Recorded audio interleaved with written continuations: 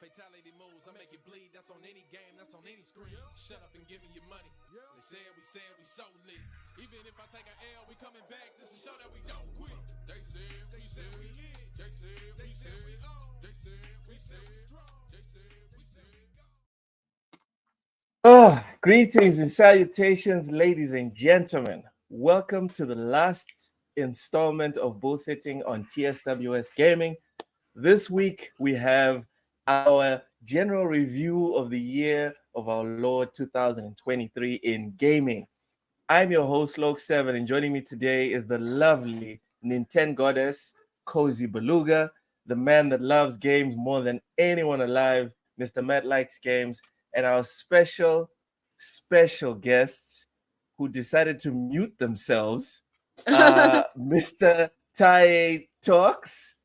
That's good, everyone. And Mr. Silent Cypher. Hello. Welcome in, everyone. How are we feeling? Sadly. Okay, Cozy. We will ask you about the roses. Sadly, Ham Solo will not be joining us today due to personal reasons. We wish him and everyone around him the best, and Happy New Year to you, Ham Solo. Oshus, Vincent Vega, Sensei 808, and Drawn TJ, greetings and salutations, gents. We are about to get in it one more time.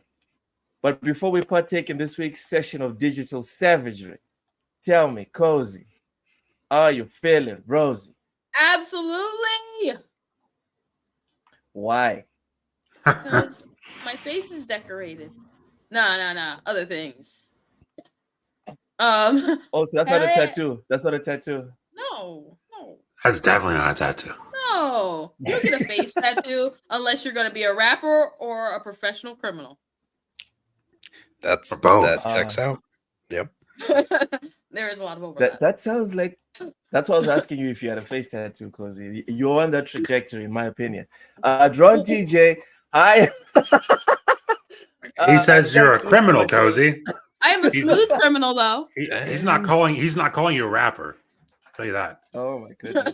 Wow. You don't think I've got I bars? didn't say that, Cozy. I've got bars. Say that, Cozy. I don't know. Drawn TJ with the membership chat says, "Hi everyone, what's up, my little pony Texan TJ! Low? How you doing, Drawn TJ? Appreciate you, man. Appreciate you." Iman Rich, the swag lord, what's good, yo? Happy New Year's in advance. Welcome in, Iman Rich. How about a boxer? Cozy could be a boxer. That could be chalk or something. I don't know. Quick reminder, everyone. Cozy's got a comic book coming out in January, on January the 29th.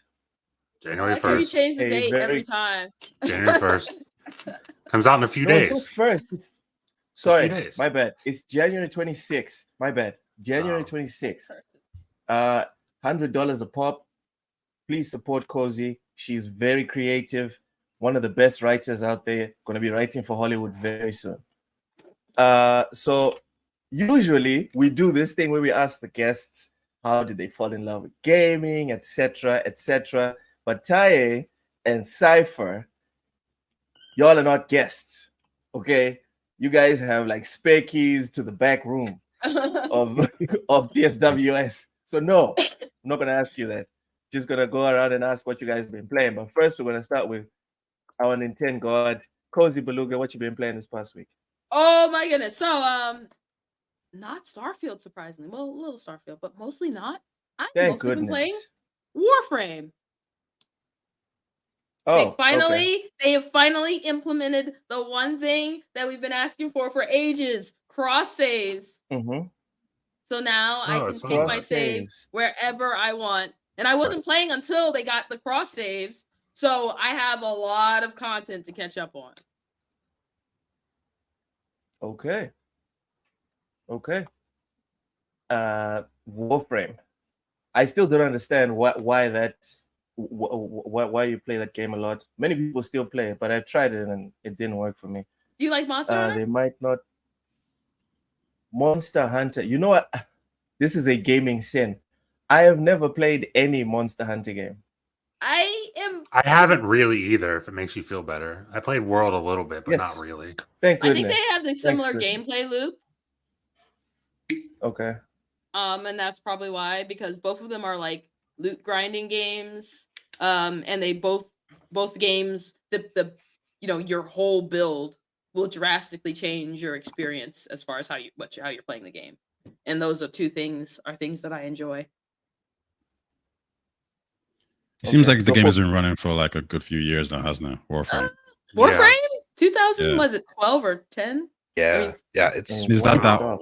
Is that down just due to like the consistency of like updates? Consistency of updates, quality of the game. It is honestly the best free-to-play game, and I don't say that lightly, that you can ever play, because you will never feel cheated. You'll never feel like you have to spend money. In fact, I spent money on that game because I was like, dang, I've put like 1,000 hours in this game and haven't spent any money.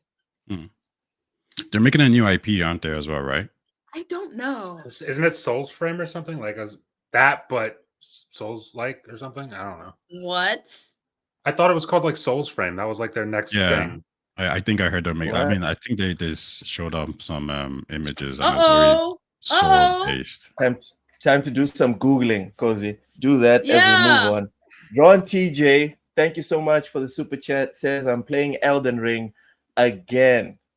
Elden Ring. Same, actually. What? Matt, for real? Oh. I just bought it on PC, and me and Mike are doing the seamless co-op mod. And it is a fun time. Oh, yeah. Oh, man. Okay. Elden Ring, for me, it feels a lot like Vampire Survivor. Oh, Vampire Survivors. It's the type of game you can't dabble, then go back to playing other games. It's the type of game that you once you touch it, you're stuck for like a month or 2 months. And then something gigantic has to happen. Then you leave it alone and move on with your life. And for me, I would rather just, play other games. That's what I would rather do. John Wolf said I played Monster Hunter game on PSP. It was pretty good. All right. Welcome in, John Wolf. Yep. Matt, what you been playing? Dude, I beat Guardians of the Galaxy, which I bought that at launch, and I hadn't beat it until just recently. So I beat that. That is, I'm not kidding you. And Ham thought I was lying when I told him this. That's like top 5 game of this generation for me. Of this generation, I go Alan Wake 2, Starfield, in no particular order. Alan Wake 2, Starfield, Cyberpunk, Elden Ring, and then Guardians of the Galaxy. Wow. Is in there. That game is phenomenal. And then I also beat Immortals of Avium right before that, which story was pretty meh, but the game was fun. The game was really fun. I'm trying to come up with a game that would be that's better than that one. Have you beat Guardians? Because all the other games you mentioned, it's amazing. Dude, it's so I good. was the one who even told Ham to get it. When they announced it and whatever, Ham was still skeptical because of the whole Avengers thing. And I was like, dude, it's still Square Enix, but the dev team is different. So trust me, this is going to be great. And Ham's like, no, I'm not going to give this a go. And then boom, it was a banger. So I played it. I understand what you're saying. Amazing game, especially the way it's polished. We're used to so many games coming out buggy, incomplete, etc. They gave us a full product. I get it, but one of the best this gen. I don't know what I can put over it. Cypher. Do you guys have anything that's better than that one? Because I'm having a brain freeze right now. I can't think of anything better than Guardians of the Galaxy. Then Guardians, there's probably a lot of games to be honest, but I will say I've heard a lot of good things about it. Yeah. Was it the gameplay that really got you hooked, or was it the story? Both of them. Stories. Both. Story's amazing. Dude, that thing is tight and everything. Yeah, the characters are great. The story's amazing. The gameplay is a lot better than I gave it credit for first time I messed with it. Because I didn't know, like, I played it at launch a little bit, and I didn't know there was melee combat. I thought it was just those blasters. And I thought it was kind of lame. Yeah. But then once I played it again, found out there's actually melee combat, and it's actually really good. I was like, oh, okay, that makes way more sense. And this is way better. The team combos, the huddles, the huddle up moments. It's like they made something that is specific to that game. They made a Guardians of the Galaxy game. If you've read the comic books, it is true to what it is. Why. Go ahead, man. I was gonna say that's one of the reasons I put that game in my top 5 is because I don't care about Marvel. I don't care about Guardians of the Galaxy. Like the same way a lot of people don't care about Harry Potter, but Hogwarts was the thing for him. I don't care about Marvel or Guardians of the Galaxy. That game was amazing. I think that's also why Harry Potter. That's why the Mass Effect guys are really looking forward to the next game, because Mary DeMille, who was the lead writer for Guardians, she's the lead writer for the new Mass Effect game. So obviously coming off the back of Andromeda, that's going to be a huge step up in terms of quality. Yeah, Andromeda was. The gameplay in Andromeda wasn't as bad as. It was good gameplay. That was the best part. Yeah. Andromeda gets a lot of flack for being terrible, but it wasn't that bad. I think it's just the expectation of like everyone's kind of expecting a 10 out of 10 Mass Effect game. Yes. And in the end, you get something that's around 7 to maybe 7.5. So I think that's just really it. And I think a lot of it could have been rectified if you could have picked your race. I think the story was not good. Like the story sucked, but I think it would have been better if you could pick your race. Your race, as in you could have picked to be a Krogan. Yeah, if you hadn't called it Mass Effect, that would have helped. I think. Yeah, 100%. Because it was high expectations. Dude. Yes. No matter what they did, they had to do something special. I think the problem was a lot of the things they took were like too weak and were things that like they made it too open, and that was not something that really Mass Effect needed. And they so you go out to this new galaxy and everything, and first of all, you were like. You only could be a human, and it's like they sent all these different species out. You could only be a human. Like they should have let you. It should have been like more like the first Dragon Age, where you had a backstory from like whatever species you picked.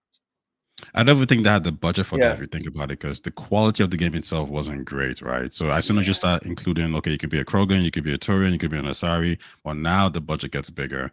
And I think they were primarily trying to focus on the gameplay, and it kind of shows because when you actually play the game, the actual gameplay, the combat, it's great. It's probably one of the best out there. Yeah, tight. It's better than all its predecessors.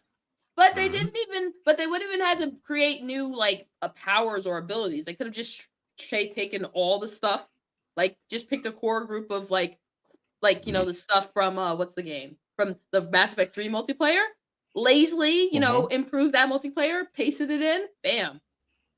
If you make for example, if you give you the ability to use a Krogan, and I think if you don't execute that really well, I think you get destroyed online. No, but they won't have it online. But so it would just still be the regular game. But you just take the skill sets and the builds from Mass Effect 3, so you didn't have to create new build sets. I think that's a good one, because they could have still called it Mass Effect, but if they had removed the emphasis on the humanity side, right, and made it more of an open thing, the weight would have been removed. But when you add the Mass Effect and then it's the humans going out to do all this colonizing, which is essentially what they were supposed to do. Essentially. I never thought about it like that. Colonizing. Yeah, that's true. But that's what they were doing. Yeah. Point is, you passed the torch from Shepard to this new protagonist. Although you tried to separate Shepard, you still pass the mantle to this protagonist. You should have made it Mass Effect light and just whatever's your story and have fun in there. But when you make it a focused experience with the human protagonist with all this responsibility, you need it to come out smelling like roses. But that's not what they did. Thank you for articulating what I'm saying. Yeah, it felt lazy, derivative, and just uninspired, really. But the gameplay, very tight. The gameplay was tight. Yeah, it seems like the main issue was it seems like they were trying to do the No Man's Sky thing, right? Which is like procedure generated planets. So they wanted to give you that element of the game. Then I think the game also had space combat. And I think from what I read, like 3 years in or so, this was still part of the game. And then they realized it wasn't fun. So they had to cut all that out. So basically, the game that we got to play is something that was delivered in 18 months. So even if the game wasn't that good, credit to the team for actually being able to like turn something that was terrible into something that was at least reasonable at launch. Yeah, it's playable now. It's playable now. At launch, tired faces. That's what I will say. Oshis, Ujani, welcome in, Oshis. Says Andromeda is literally Mass Effect fan fiction made by people who thought sex with aliens was cool. You missed the whole point of what made Mass Effect if you focused on the sex with aliens part. That's the truth of it. But we went left there for a minute. Ty, what you been playing this past week? I've been playing 13 Sentinels Aegis Rim on the PlayStation on my PlayStation 4. It's a JRPG game, Vanillaware. It's an amazing game. It's very like if you're into sci-fi, if you're into like time travel, you're into basically any sci-fi trope that game has it in. They've somehow managed to stick everything in, references to all the sci-fi movies, Terminator, all the likes, and they've made it work. I'm 22 hours in. 13 Sentinels Aegis Rim. Okay, it's a very 22 hours in. Yeah, I'm 22 hours in or so, and it's consistent. It's good. You have to play as 13 different characters, and you're playing with as them in different time zones. So it's a bit of a let me not say head scratcher, but like it's it takes a while for the story to kind of click. But when it does click, you get really into it. The combat segments are more tower based games. Like I don't know if you guys play mobile phone games, but they're more tower based games. Which is pretty good. I'm not really crazy about it, but the main pull of the game is the story, and it does a great job at doing that. It's normally at $60, but I managed to get it for 20 just on the sales. Like, and it's been out for a couple of years. It has a very Nintendo-like system style because the game has been out for years, but like you're always gonna struggle to find it less than 60. So yeah, it's a good game. I'll definitely recommend. I'm looking at the video right now. This does not look like my type of game. When you said story focused, I was like, okay, this might be my thing. This might be my thing. But now I'm checking it out. I'm like, I mean, it's if you like JRPG games, then this is it. It kind of has all those tropes, you know, like everything you expect from it. It's all there. It's definitely a cozy type of game. Sorry? It's a cozy beluga type of game. Because she's a weeb. What? You're I don't like you right now. Silent Cypher, what you been playing this past few weeks? Well, so I ended up beating Alan Wake 2, and I did the New Game Plus. You walked through it. I took my sweet time playing through that. I feel like life got kind of busy there for a minute. So after the game came out, I felt like I was only putting like an hour or two in here and there. But all the time that I spent on that game, I had a lot of fun with. There some things that I think I would adjust. Yes, I do think that there's like some spots where it kind of slows down a little bit between, I think mainly just on Alan Wake's side of story. Spoilers. Oh yeah. I won't say anything more than that, but like, you know, there are a few things I would tweak. No one cares. But okay. You're a nightmare person, Luke. But no, I feel like, you know, obviously we ended up hearing the sad news recently about James McCaffrey passing, who's the voice of Max Payne, of, you know, like all these characters in this, like Trench from Control And it's like, and then he was also the main. Oh goodness, I'm forgetting. Alex Casey. There we Casey. go. Alex Yeah. Casey in Alan Wake. It's like, it hurt to see that and it hurt to hear that, but I feel like this game was a really good send off. Like I hope he was at a point where he was still able to see and comprehend, like understand, like that this game came out and was very well received and everyone loved the character and loved the characters in general. But like I feel like this was kind of like a hit right out of the ball field. It was really good and the team killed it. I'm really excited for the extra content. I just started New Game Plus like right after I finished my first run through, because they released it. I was like, okay, let's do this. Let's dive back in. Between that, I was playing some more Control. But for the last couple days, I've been diving into some comfort food, which is Hitman, World of Assassination, because I love me some Hitman and I love going into there and just, making the story whatever I want it to be, right? Like whatever that mission's going to be, it's going to flex sometimes. Sometimes I've got a specific target. Other times I just go with it and just see where the game takes me. And I love that game. I love going back and diving into that game. All right. I've been playing Football Manager. Like I told Ham on Tuesday, I tried Soccer Manager. I tried Soccer Manager. Whatever. It's a tried pretty big playing difference. Spider-Man 2. I mean, one's a real sport and the other one isn't. I tried. Offsides. Oh. I'm sorry. No worries. I know help exactly you. what you're talking about. It's okay. Oh. Yeah. Football Manager. Keep All going.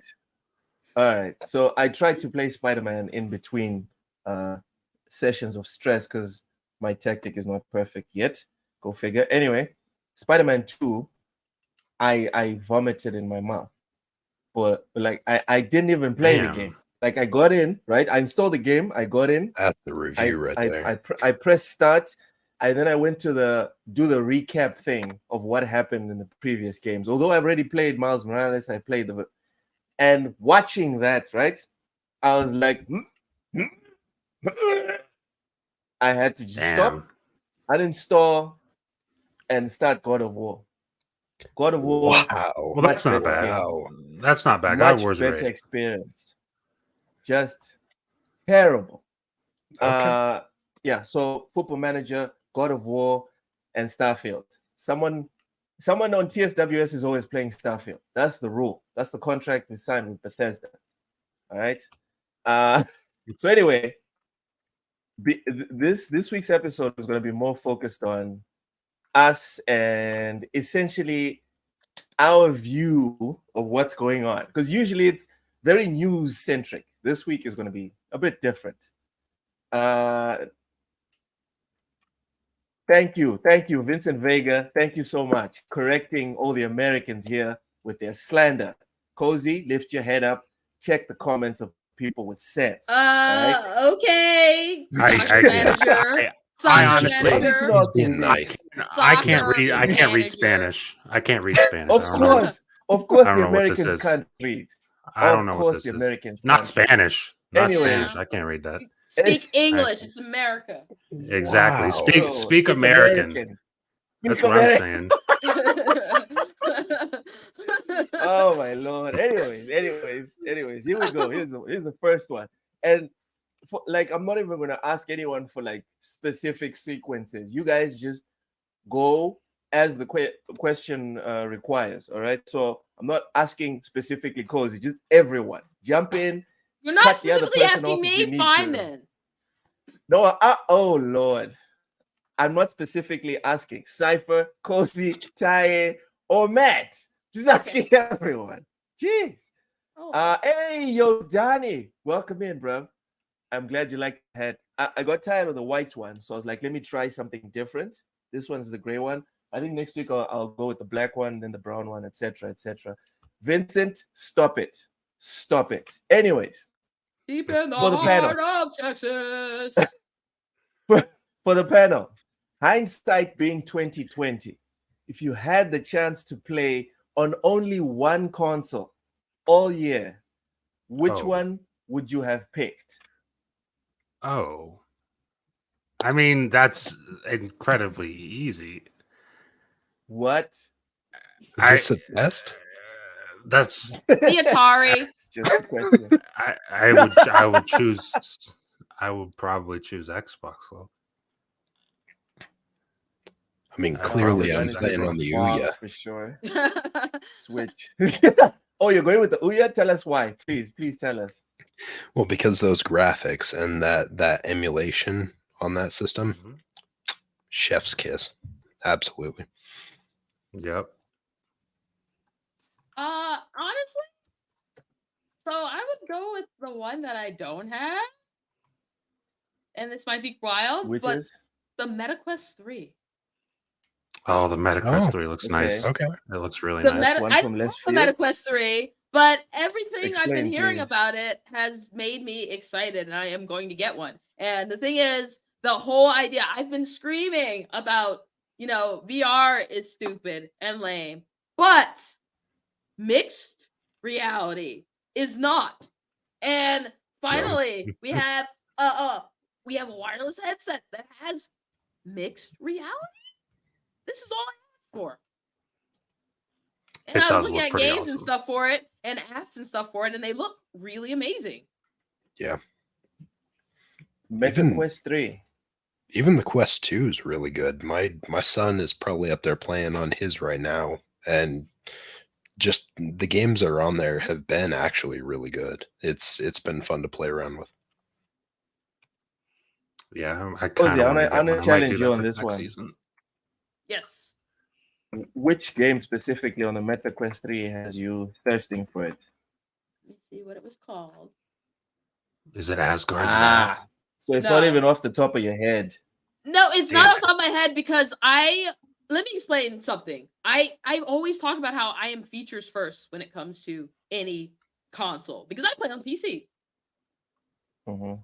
So I'm features first. So to win me over, if you have a feature that I like, I'm going to have much more fun with that based on feature. Like, for example, I had a 3DS, and the big reasons I got the 3DS were not the games. It was for not Game Pass. It was for Street Pass Smart. and download play, which meant that one person could own the copy of a game and everyone else could play off that copy. And I just had fun with those two things. Street Pass and my most active thing was the Street Pass. Like, I spent a lot of time How in Street this Pass. Street Pass thing? What is Street Pass? Street Pass was this feature that used like the local network on a 3DS to communicate with other 3DSs. So if someone had their 3DS on them and they had Street Pass turned on, and you had Street Pass turned on, and you walked in proximity to each other, your 3DSs would interact and exchange information. It'd be like, "Hi, this is my name. This is what I've been playing," and then you'd get like a little token or something from them, and there were little Street Pass games that you could use the person in. And then they had Starbucks and McDonald's, and Starbucks they acted as relays.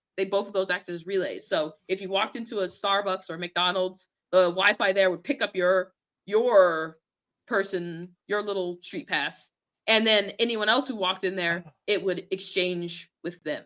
So it was really cool. And then they had international weekends. So instead of just getting people from like were physically going into your Starbucks or McDonald's, you get people from all over the world. Hold on.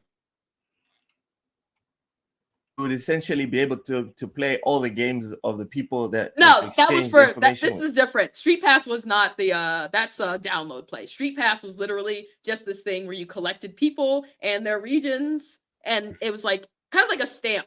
Like, oh, you've seen someone from this area. You've seen someone from this area. To do what? They had little mini games. They had little mini games that you could complete with them, and it just actually you had a little lobby, and you could just look at all the people you had collected in your lobby. I had every state. So people became Pokemon. People became Pokemon. Yeah, it's Pokemon Go for people. Yeah, Pokemon Go meets Animal Crossing. The other thing is it actually integrated with games because certain games like Pokemon and stuff, you would get items from people who were also playing the game. So it was pretty cool, and I loved it. So like when I say I'm a features first gamer, I'm serious because I can find any place to play any game. Hey, speaking of features, sorry, we brought up the Quest, and something that I actually found on there that was really cool, and I don't know if a lot of people caught it or not, but Game Pass is on the Quest now.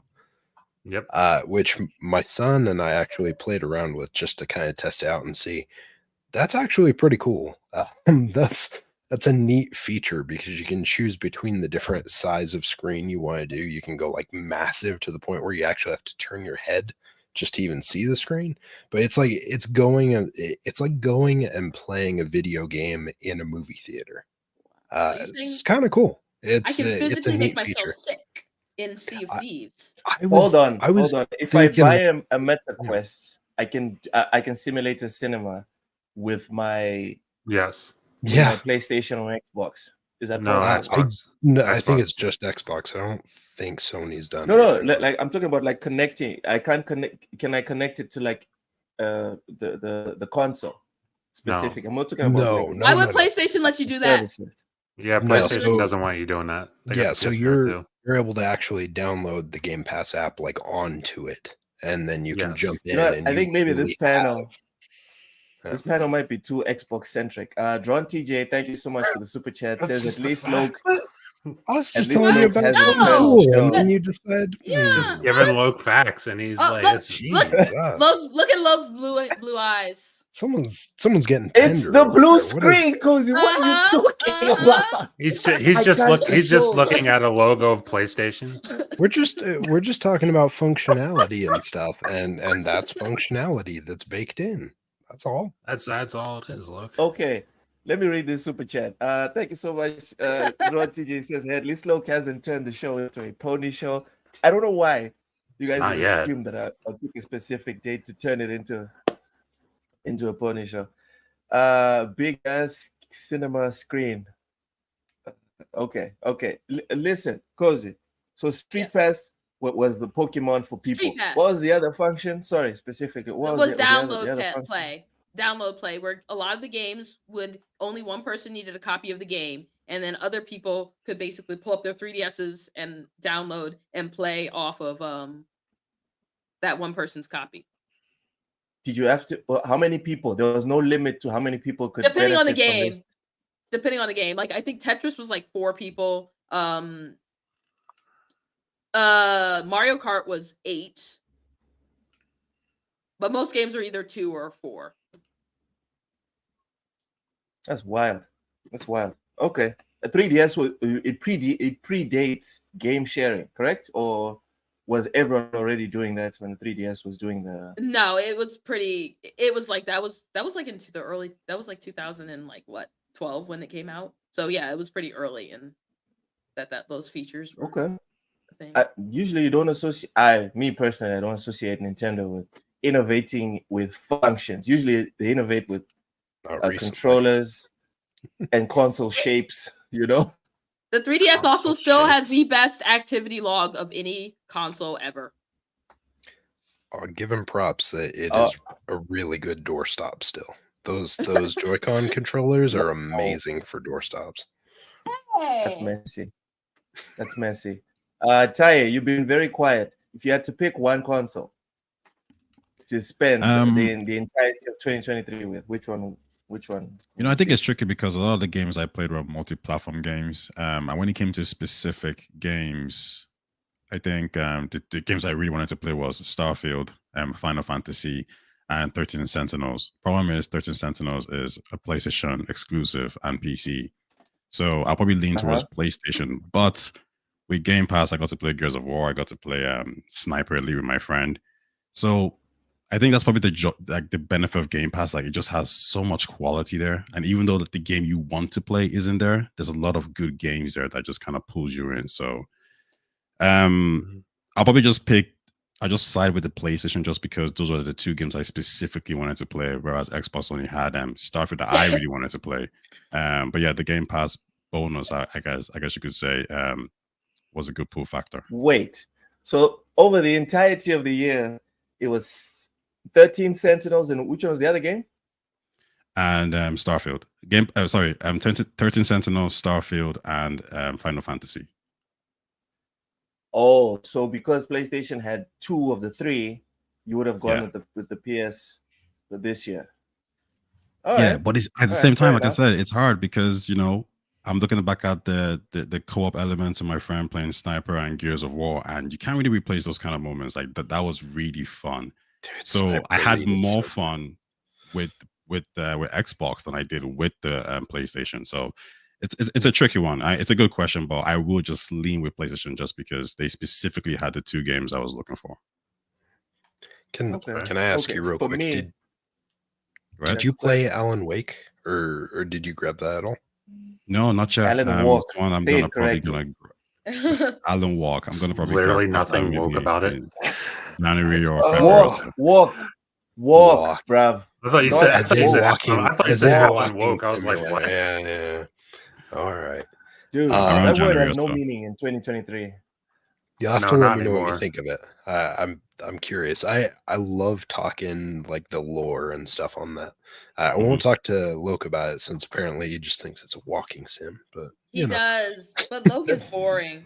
That game's amazing. No, like one of my friends, he was really crazy about Baldur's Gate, and he was like, "That's the best game." And then when he played Alan Wake, he was like, "Nah, Alan Wake 2 is it's up there as one of the best." Yeah. What? It's R.I.P. Really, Loke, it's really for that good. Gentleman.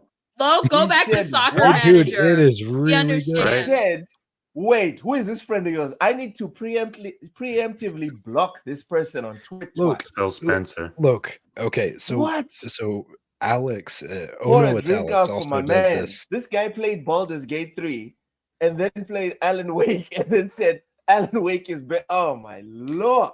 I've played both of those games. Alan Wake is better.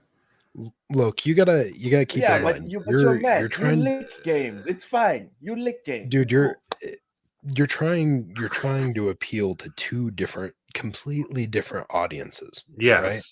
Like Baldur's Gate is for people that love that dungeon crawling, like D&D style RPG.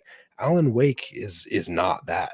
Like they're the polar opposite in gameplay. Mm-hmm. So to compare them 1-to-1, like it just doesn't work. That's true. So you're I going now to have to invoke something Cozy said. So sorry. Finish your point. Go ahead. No, I was just saying, like you're going to each of those games for completely different reasons. Like they're not anywhere near the same. They don't play anywhere near the same.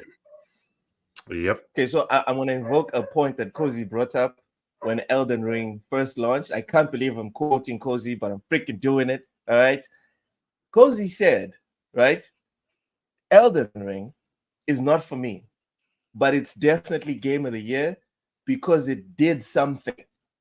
Elden Ring grabbed a bunch of people that know nothing and want nothing to do with Souls likes. Grab them by the neck and made them play it and made them love it. Sure. When you mentioned the whole D&D thing, I'm not a D&D guy.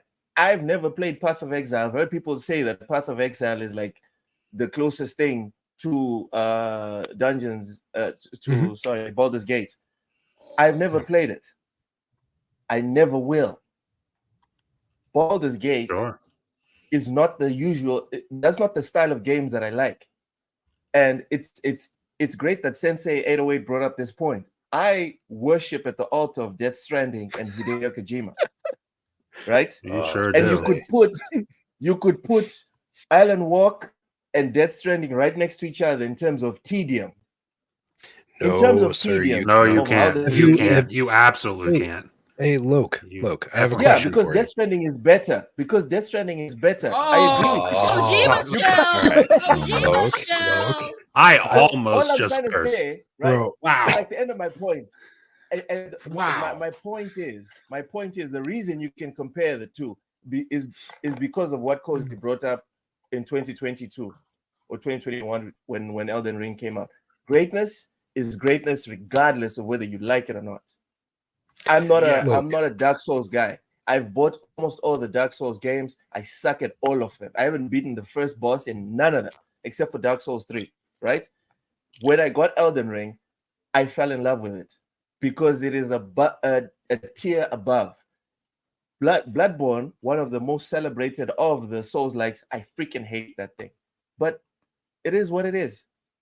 I get your Sure. argument. It is what it I is. think it makes like sense. But if you look at it in a different way, Alan Wake 2 didn't do necessarily anything crazy, didn't grab new audiences or whatever it is. But in what it set out to achieve, it executes it perfectly. I think that's enough, No right? doubt. So does every Yes. Assassin's Creed game. That's fine.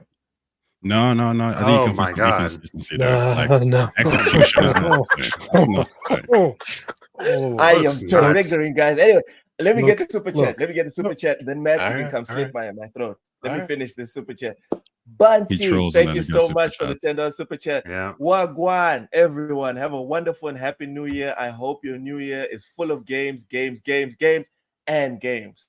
Bunty, we wish you all the best and hope you also have lots of games, and games. Go ahead, Matt. Rebut. Rebuttal. I mean, this whole thing started with, didn't he say his friend was like, yeah, but I like Alan Wake more. Yeah, exactly. Yeah. It's like, yeah, you can say that Baldur's Gate's impressive for what it's done, but it's like if someone likes a game more, they like a game more. Like I can acknowledge Baldur's Gate 3 kind of did what Elden Ring did in the sense that it made people care about a genre they don't typically care about. I can also say that Alan Wake 2 for me is definitively the better game. I think with the Assassin's Creed comment you made, it's like when I play Assassin's Creed, when I look at it and I say, is this the best possible Assassin's Creed game Ubisoft could make? And the answer is no. I think that game could be a lot better, right? Whereas I think when people play Alan Wake 2, I think they think this is perfect. Like this is like I don't see the flaws here. Like this game is just perfectly done. Everything makes sense. Yeah, this is why gaming is beautiful. This is why gaming is beautiful because all these diverse opinions, you can see things from completely different viewpoints. Go ahead, Cypher. Look, have you played Alan Wake 1 or 2? I loved Alan Wake 1. Loved it. Okay. I beat it on the 360. I beat it again on the 1. And it was a walking sim? Dude, the whole walking sim, I don't really take it that seriously. It's just me joking around, honestly. Okay. But, I'm just making sure because, like, if you thought that was a walking sim, like, no. What's Hellblade 2 gonna be? It looks like boring. Hellblade's gonna be a walking sim too. Like, yeah, it looks boring. They're gonna be out. It feels derivative. Like they went to Resident Evil and they're like, how can we kind of ape this? I haven't played the game. That's the thing. You need to play the game. I would argue you need to play it before you talk on it because that's what I'm saying. Because you're going in the wrong direction on this until you get to try. Oh, good lord! I mean, hey, play it whenever it goes to PS Plus. But I'm telling you, when you play it, you're gonna realize how insanely wrong you are. Yeah, I would just say hold your reservations until you play it because right now, from everything I've seen, from what Matt's saying, from everyone I've talked to, you're out in the weeds on this one. Like, play it and then make your decision. Well, you guys know it's Metacritic score actually. What's that? Sorry? Alan Wake's 2 Metacritic score. Like, what's it? Is it in the high 80s? Like a 90, 92. That's not the argument. 91 or 92. That's not the argument. That's not the argument. I don't care about the scores. That's not the argument. Because if you want to bring up Metacritic scores, it's not going to end well. Because I can show you absolutely horrible games that have 90s. And I can show you games that people rave about. People rave about. There's gems people rave about for years that have 70s. So let's settle down on the Metacritic scores. Also, I'm the guy that plays Football Manager religiously. I've never seen one Football Manager over 70. All right? At least you're self-aware of it. Metal Gear, come on. WRC, the best rally simulator on the planet, doesn't break 90. Let's settle down. Of course it doesn't. Let's. Oh god. I mean, what the hell? All right. Anyway, so we know what Ty has been playing. We know what Ty would have gone with the PS5 cozy. Cypher, tell us why Xbox would be the console you would go with in 2023. Putting words in my mouth. I see how I'm it is. assuming. I'm assuming. Well, if we're talking consoles, then yes, I would choose the Xbox over the PS5. If we're talking gaming systems in general, I would choose the PC. Sure. Because Yeah. because Console. even we're talking with consoles. my PC is the 2-year-old best build platform. that's sitting here right next to me, like I'm playing higher quality than both of the systems can put out, and this is 2 years old versus those being like the 5 years old. This was not that expensive, and so it's like, you know, anytime I have the option, like while I've been playing Hitman, I've been bouncing back and forth between console and the PC when I get the opportunity. It's cross save, and I've got all of that functionality, so it's like I'm gonna play it wherever plays best at the time, right? Like I've got the ROG Ally if I want to bring that game with me on the go. I've got it in here if I'm just kind of hanging out, and I've got it on the Xboxes as well. So it's just I think it's more the ecosystem more than it is like a specific plastic box.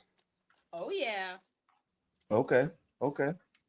Yeah, but the reason why I didn't bring up PC, why I went specifically to console, is because if we're all being objective, right? If we're being 100% honest, PC is the best platform for gaming. I don't know if we're all millionaires on planet Earth, we're all going to get like a super powerful PC rig, awesome monitor, and we're moving along. That's what we're doing. If we're all millionaires, that's what makes it the best platform. If we're talking about like value and whatever, Not if you like multiplayer. Not if you like Jedi Survivor. Yeah, That's true too. Oh, see, that was not necessary. The ports, some of the ports and some of the functionality and compatibility that you end up seeing with it, like they don't do a really good job sometimes at actually getting those PC ports ready for day one, right? Like the consoles usually is pretty good. There's a pretty stringent approval process for those, but like on PC, it feels like it's still kind of the wild west, where it's like, this thing's ready to go. Let's launch, you know, The Last of Us 1 and have facial images that look like they're in 480. It's like, that shouldn't have happened. Like that's tragic that even happened to a game like that, because it's a great game, but that is such a bad foot forward. And PC gets that a lot. Do you see that changing in the future, where like the PC market becoming more important? You would think so, and honestly, just with how many, I mean, you look at the market space that they take up, PC is huge. But to see like a port like that comes out, it's so frustrating, because like it literally feels like, okay, you're just trying to hit a date.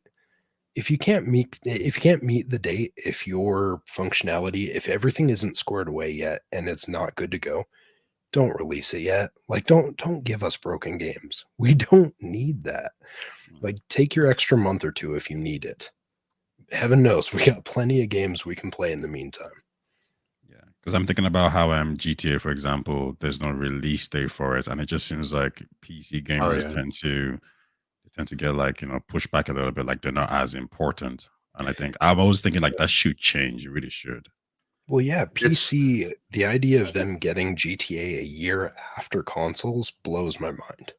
It's a different market. It should change, but the thing is, I don't think for specifically in the case of GTA, it will change, just because it doesn't matter. Double dipping. Like they know for GTA, they know like people are gonna buy this whenever it comes out, wherever they play. So it doesn't like matter. I'll get it day one on Xbox. I'll probably also get it on PS5 at some point, and then when it comes to PC, I'll also probably get it there as well. You're part of the problem. Exactly. And there's a lot of people who are a part of the problem, and they know that. And they're like, well, that's why we can do that. That's why we can get away with doing that. The PC market, it makes good business sense. Yeah, I think I don't know if these stats are accurate, but like was it not said that Call of Duty makes more money on PC than on the consoles? Oh, probably. I would imagine. I mean, the install base is way bigger. Yeah, so Like I'm just thinking like if it starts to grow bigger and bigger, which I think it is, then maybe we'll start to see a shift in focus. I know Capcom, for example, they said themselves that, hey, we're going to start focusing on PC games. Like we didn't think our games were going to be selling this much, but there you go, it is selling. So I I think with the mean, sales comes that kind of responsibility of, okay, let's actually not take the piss out of the fan base. I think everyone's starting to realize it, like some faster than others, but it, like you look at even Sony, right? It's like they saw the benefit of trying to release these things closer to launch.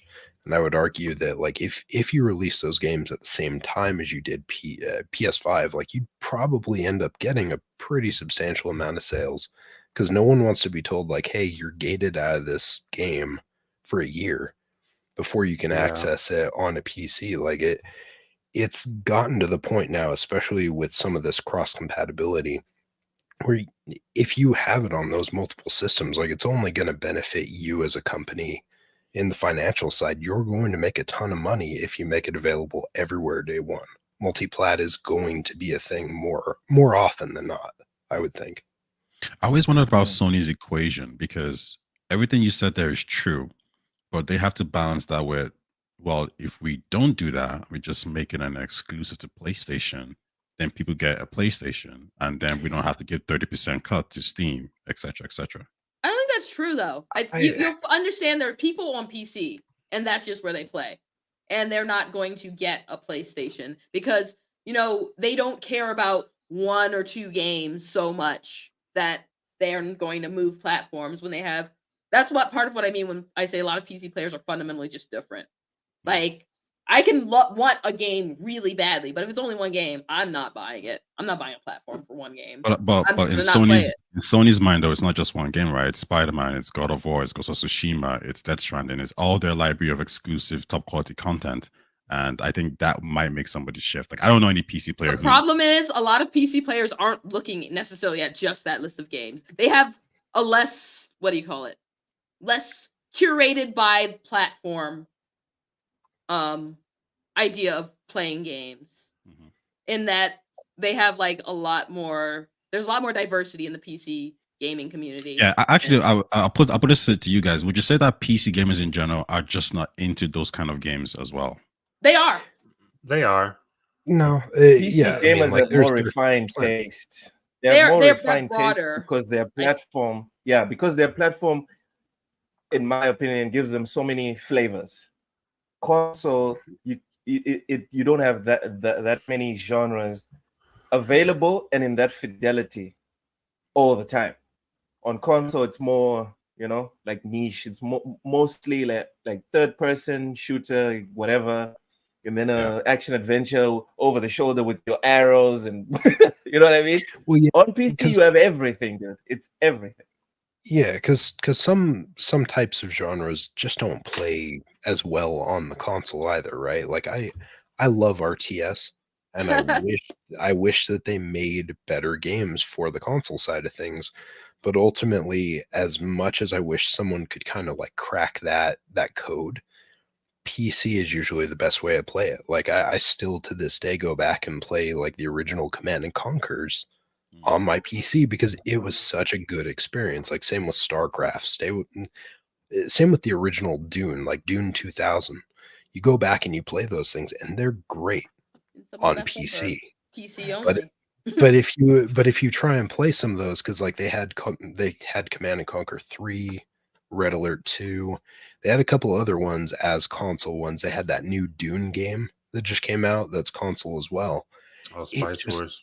It just does not play the way that I would like it to. Like I'm excited to jump into it, and I would love to, just jump into an RTS. They just don't transfer over very well, which is unfortunate. Let me get to this super chat, guys. Just Mel with the $4.99 super chat. Thank you so much. Says, hello everyone. What are your goals for next year? Games or content wise? Also, what's the best way to support TSWS? Best way to support TSWS is watch our streams. So Cozy's book. Every Friday. Every Friday we have bullsitting. We have bullsitting every Friday, right? We just started almost an hour ago. Sunday, I do my gaming log. Monday, it's the crossover with Ham Solo and K Mega. Tuesdays is the lowdown with me and Ham Solo. Wednesdays is the two-player podcast on MetLife's Games channel. Thursdays, Behind Them Sticks with Ham Solo interviewing sometimes the randos, but most of the time it's, industry veterans like Paris from Kind of Funny Games. We're trying to free up space for Phil Spencer, but Ham's very busy, right? But when he has time, we're gonna put in Phil Spencer one of these Thursdays. All right, he has to be patient. That's he has to be patient.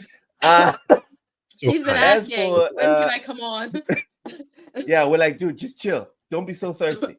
As far as goals are concerned, me personally, before the rest of the panel goes, my goals, games-wise, I want to continue doing what I'm doing now, which is I'm beating, on average, one game per month.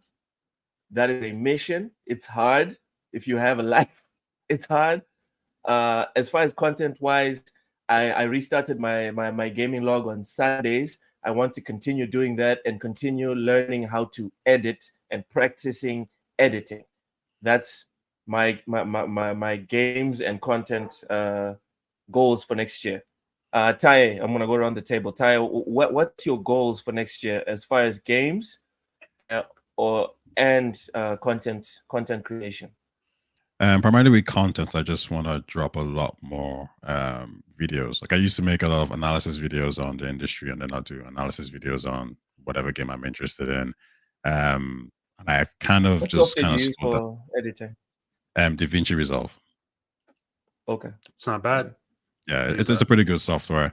So I learned editing during the pandemic. I just one of the skills I picked up, and then I was thinking, okay, let me just keep dropping more videos, and everything was kind of going pretty well, and then I just kind of like petered down for whatever reason. Yeah. So I need to kind of look at the channel again and say, okay, fine, how do I bring this back? How, what worked, what didn't work? How can I improve in certain aspects?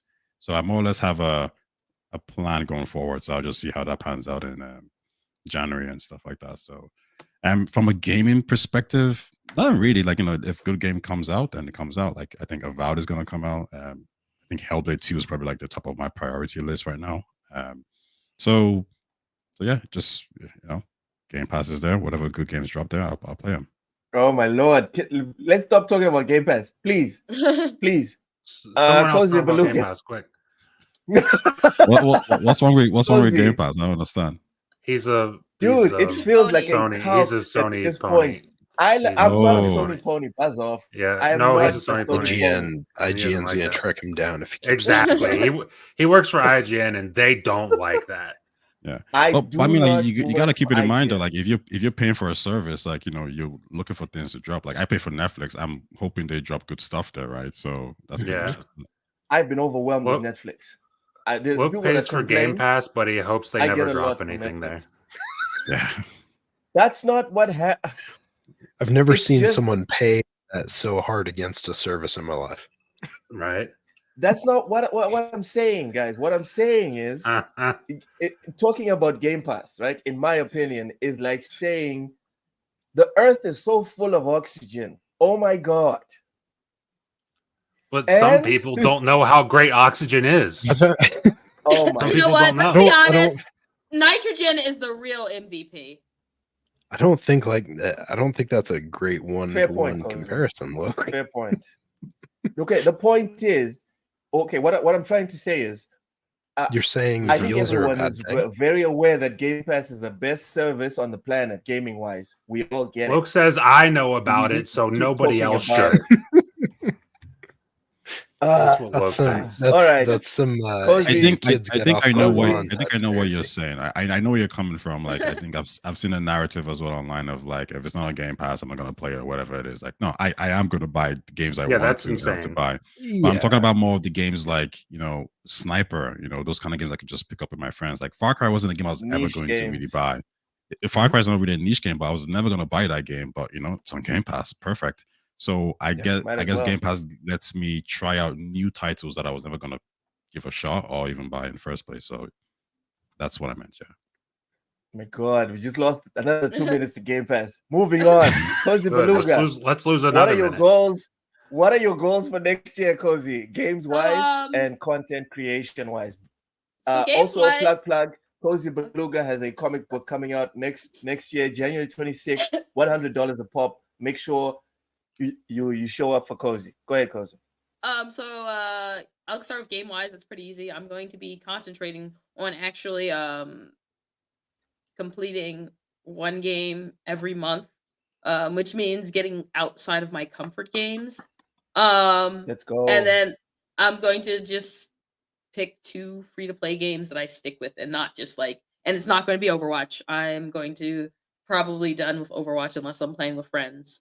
As much as Warframe. Not Warframe. Warframe's different. I haven't even completed all the story. I haven't completed all the quests, all the story quests in Warframe. Warframe actually has story. They're gonna give you more quests in 3 months. What are you talking about? They don't do it like that. They take some long time, and their story quests are long, and really engaging.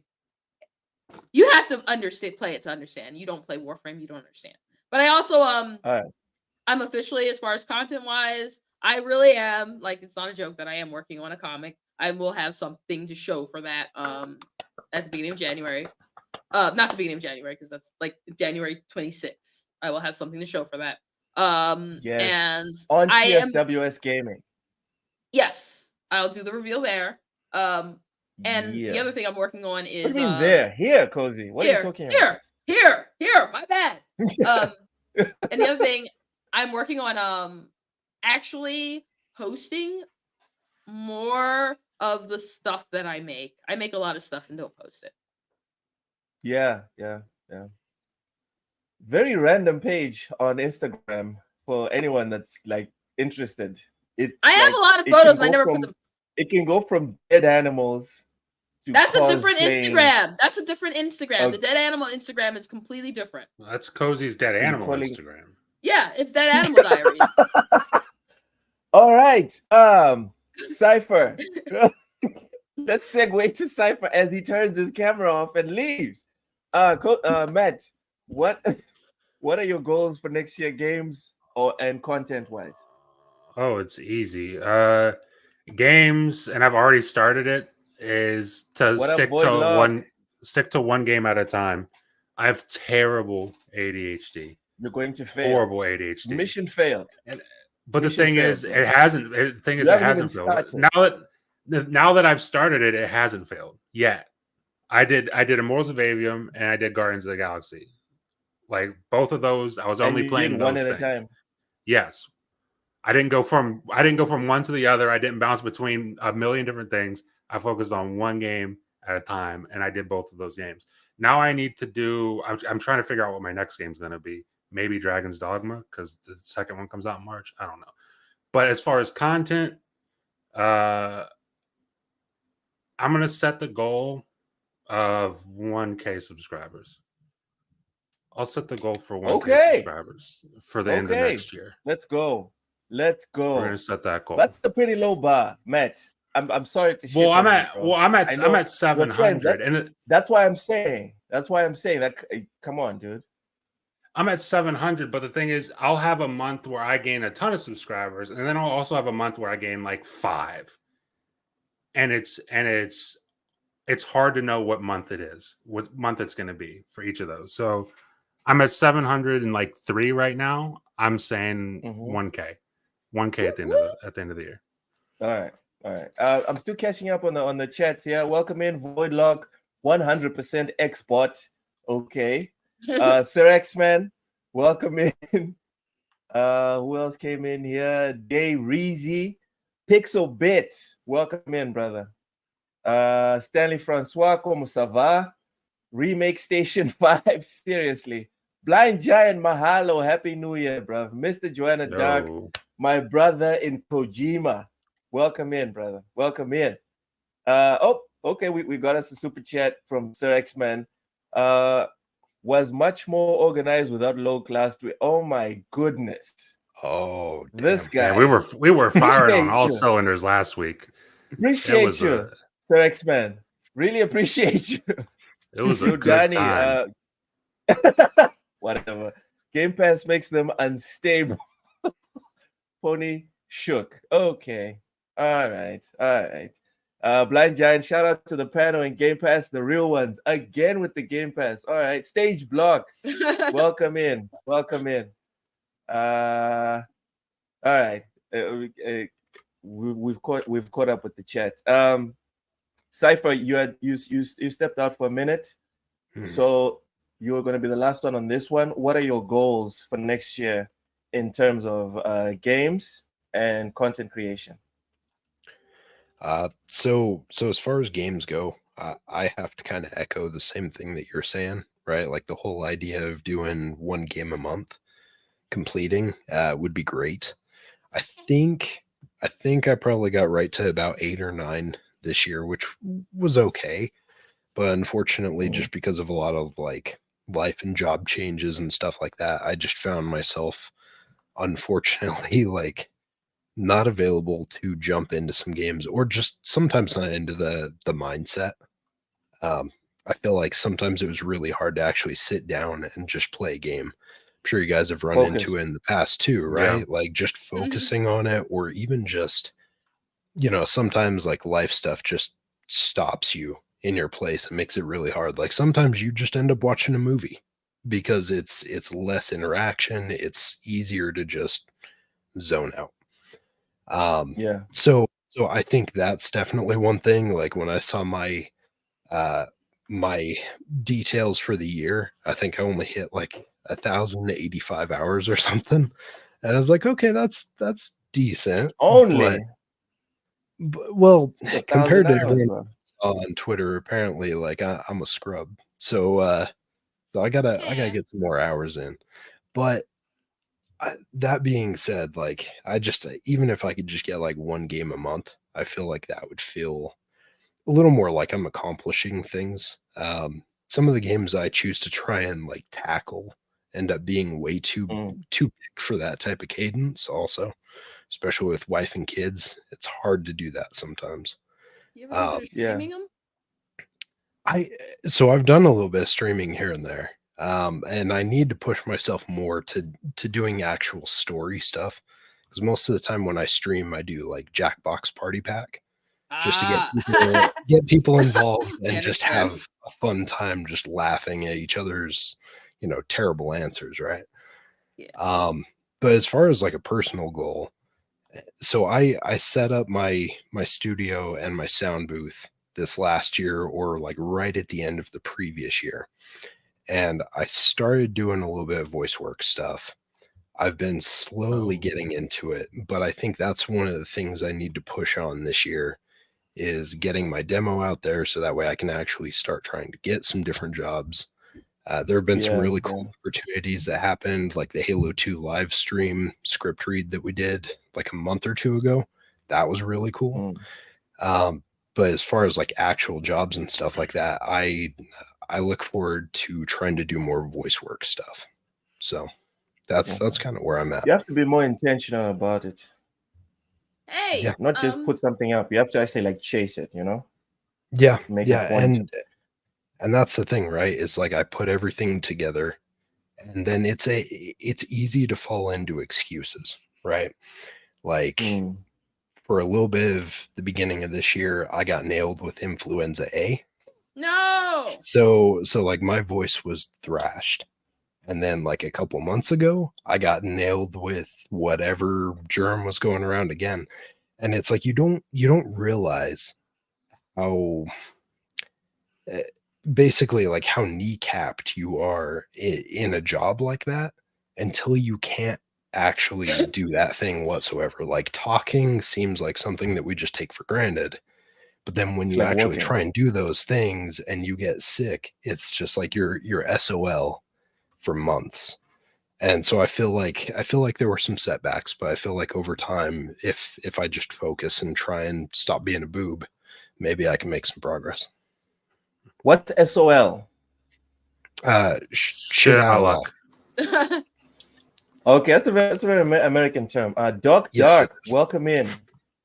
Said he crushed his end of Xbox review. I am him. Okay, feeling his oats. Dark. Sir X-Man, thank you so much for the super chat. Says, Loke, are you going to finish Spider-Man 2? Laughing emoji. You know this. He's gonna put 100 hours in it. Why are you putting this up, Sir X-Man? You trying to trigger me? You can't, dude. The year is almost over. No, I'm in a good mood. You're gonna put 100 hours and leave a negative review. You can go and check my profile on PlayStation. I don't even have an hour on Spider-Man 2. Just no. That's tragic. It's not. It's really not. That's just. I heard it was game of the year. Like it's not game of the year, but it's a good game. No, Sony voted it game of the year.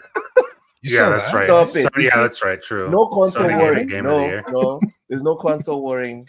That's not console warring. That's just facts. They straight up. Yeah, that's a fact. They did that. Oh yeah. Oh my lord! It was very brave of them to give their own game. It sounds like you guys want to talk about it. I'm just reporting the news. That's all. It is news. All right. I was surprised to see that game cost 300 million plus. Honestly, yes, nothing like that. Dude, that shocked me. I saw. Yeah. I'm glad you said that because I saw somebody tweet the other day. I can't remember who it was, but somebody tweeted that it was reported that the cost to make Spider-Man 2018 was like 85 to 90 million. And there's nothing in Spider-Man 2 that would make you think that should cost like triple that. No. There's nothing in there that would make you think that. That's the thing, right? Is they used probably the same engine, you would figure. So where did that money go to? If it was just like overbloated management cost or what? Like that's a lot. That's a lot of money. Like and like you said, the fact that first one was 85, like where did that other money go? Like that's nuts. That is I think it's the employees, to be honest. They probably had way too many people working on it, and they probably. I mean, I think the way we're talking, it seems like they probably need to cut that back. They probably need to let go of a few people because, like, generally with all these games, like that is the labor cost as well really makes the price run high. Still, Doc mentions voice acting. I doubt that that's what it was though, because realistically, voice actors don't usually get paid a lot. Unfortunately, like they should get paid more for what they do. They don't, even for successful sequels. Yeah, like we've seen it before. I highly doubt it's the voice acting side. I bet it's probably the cinematic the chick from Bayonetta. I'm remembering the chick from Bayonetta. She told us how much she made for all the other games, and it was like, what? Yeah, that's like a legendary game that was making millions and millions. Bayonetta? No, it wasn't. Her situation got a little more compared to development. No. I'm not even talking. I'm not even talking about her. You're just talking about on the company. I'm talking specifically on the amounts that she was talking about, because a whole bunch of other voice actors piled on to that specific point of how much they earn, regardless of what franchise they're representing. That's like the average, and it's like, what? Like a random dude in Mozambique is making more money than a voice actress. Are you serious? People, they love it. They love that work, so they do it. But if you like, I follow a few people who do a lot of voice acting on TikTok, and they don't make, but they love it. They love it, and that's why I'm always sad when they spend budgets on like these big celebrity voice actors, and they aren't voice actors. There are celebrities who are good at it, and then there are celebrities who just aren't, and they're just names. It's like, why? Loke can appreciate this, but it's like them replacing David Hayter with Kiefer Sutherland. Like I love Kiefer Sutherland. I don't want to talk about this. I love Kiefer Sutherland, but David Hayter should have had that job for MGS5. Metal Gear, right? I don't want to talk. Yeah, I don't want to talk about. He should have had it for MGS5, but I can't even. I don't even know what Kiefer Sutherland sounds like. Yeah, I honestly don't either. Yeah. Well, I guess I do because I played a little bit of Metal Gear Solid 5. He was the voice of 24 of Lost Boys. I never watched. I don't remember him in Lost. I remember Lost Boys, but I remember the Corys more than him. Don't you remember 24 where they're like, I never watched following 24. Takes place between 7 p.m. and 8 p.m. Did you also not watch Game of Thrones, Cozy? No, I didn't watch Game of Thrones. I didn't either. Okay. It had a lot of characters, and how was I supposed to keep moving on. Moving on. Vincent brings up a good point here, Taye, to your point. Sony must have spent it on the license. Remember the Insomniac leaks? You see how much Sony paid Disney for those exclusives. It's a lot of money. Which that's still about 100 to 120. So if you factor that in, where's the extra? Where's the rest million? of it? Yeah, like where's the extra 100 million? Because I don't think they used a different engine. A lot of the assets were probably buffed up. So where's that extra 100 million? Like that's what? Still is this for real? lot. This is okay. No, Doc I is don't being a think so. troll. He's being a troll in the chat. I think Doc's just yeah. I would have played more hours if it was called Mary Jane 2 Shock to the Spider-Verse. Lord have mercy. See, this is what I want to see. I want to see Young Ye singing at next year's award show with no like What? extra. No. I want to see your Young Ye sing Bakamitai at the Game Award. That's one of those few cases of I was like, it can't be that bad. Y'all are exaggerating because that's all y'all do. And I listened. I was like, oh. And then I stand corrected. It because is. oh my god. Even Cozy, who doesn't give a crap about AAA games most of the time, was freaking out about Young Ye and Yakuza. That's all you need to know. Anyway, moving on. Guys, what was your highlight of the year 2023? Like the high point. Like, okay, 2023 peaked right here. Whoa. Nothing. For what? For gaming? I was trying not to go. Gaming, yes. Too. It's TSWS No, gaming, bro. It's not for gaming. For your favorite charcuterie spread. Well, I don't have one. I think the best part for me was probably the Xbox showcase. I think that showcase was done like from start to finish. It was just very consistent, top quality. Which one? The games. one where the shadow dropped. The one where the shadow dropped. No. Their main showcase. I don't even remember that. The main showcase. Xbox showcase. You don't remember the Xbox showcase from? You're June? talking about like June. The one where they show all the games. No. The one where they literally have a showcase every year. Look. They showed Star Wars Outlaws. I'm joking. Okay. It was awesome. Yeah, it was awesome. I think when I think of like the two important gaming events, I think of the Game Awards and I think of the Xbox Showcase. But I think the Xbox Showcase was far better. There was a lot more games I was interested in. I think the pacing was really done well, and I think it was like for me it was a shift in Xbox and like okay we're here now. Like everything that happened in the previous years. We were getting ready to this point, and now we have that roadmap, and you guys are going to get consistent, top quality games after that. And I remember just leaving that, just finished watching it, thinking, yeah, like this is going to be a good, like even an Xbox owner, like you should be happy. Like this is good. This is good competition. So for me, that was probably the highlight point. Okay. Starfield. For real? Definitely Starfield. So I don't think it's hard to explain. Like, I love sci-fi. I like sci-fi. I like space. But I love space. I don't like space in I like just sci-fi in space. I love literally I go out every night. Just put it in space. Yes. I say that too. I always say everything could be made better with space. The best Friday the 13th movie is Jason in space. I will die on that hill. I will die on that hill. I will die on that hill. You're dead, Cozy. You just died. I'm going to get the shovel and I'm going to bury you. But on your hill. I've always been like all my life I've been obsessed with space. Like I would just like sit there and read books about like space and astrological phenomenon and stuff like that. And I love Starfield because I can just go to a planet and watch the sunrise. And I know that sounds wild to say, But I'm never going You to be can an load astronaut. to a planet. I'm You can load never. onto a planet, Cozy. That's what you Oh, can do. You Wait. can't go to you a planet. You can play load on onto a planet. console, so you have those load times. I'm sorry. Wait, there's no loading on PC. My load times are like really quick. Yeah, there's load times, but they're pretty quick. It's like I wouldn't have time to even like. It's like maybe 5 seconds and over. Would you have preferred if Starfield had more sci-fi tropes in it? No. There are lots of games that exist in space and that already have those tropes. And the thing I love about Starfield is it had less of that. It's really grounded. Yes. Now, there's actually this one thing I was thinking about.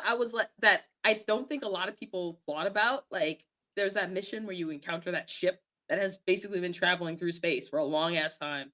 Mhm. And I was like, wait a minute. So docking standards for ships are really old because you were able to dock with that ship. And that is a weird thing to think about. But I was like thinking about that. I was like, that makes me wonder about the docking standards and stuff like that. But if you really think about Starfield in itself, the technology in the game is actually very, I was going to say primitive, but it seems very old school. Like it's not like a Mass Effect kind of technology. So it seems like humanity, where they peaked was the ability to travel to different systems, but it didn't really improve in any other regards. Like, you know, there's no technological advancements in any other areas apart from travel. So here's the thing. I think humans are built for Earth. All of our technology, everything we do is built for Earth.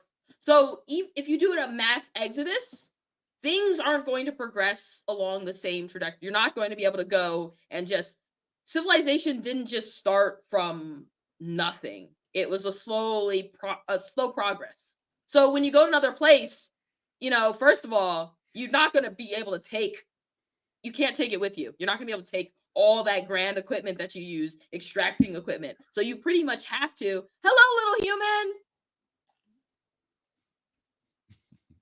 So you're going to have to build from scratch. A lot of that stuff was probably built I'm talking about, like, if you think about it, like right now in 2023, we have like an iPhone, right? And you know what that can do. But then if you go a couple of 100 years in the future, like it seems like in Starfield, they still have iPhones. They haven't upgraded at all. That nothing has improved. I mean, I need to pause you right there, bro. I need to pause you right there. Because if we're being realistic, we were projected to have flying cars at this point. 2023, right? The people in the 60s, they were projecting we would be doing some awesome stuff. We're not doing that. We got cars that can drive themselves, though. I mean, we have, like, if you look at your laptop and like everything it can do, you got your smartwatch. Like, we have a lot of, like, we've improved in so many ways. So I'm always like, yeah, but these are the idea of a flying car. Cars if you think about drive themselves, bro. Okay, go ahead. If you think about, like, a flying car in itself isn't an attractive thing. Like, nobody cares about that. Like, if we can build one, we just don't care about it, right? I think it was Neil deGrasse Tyson. He said that.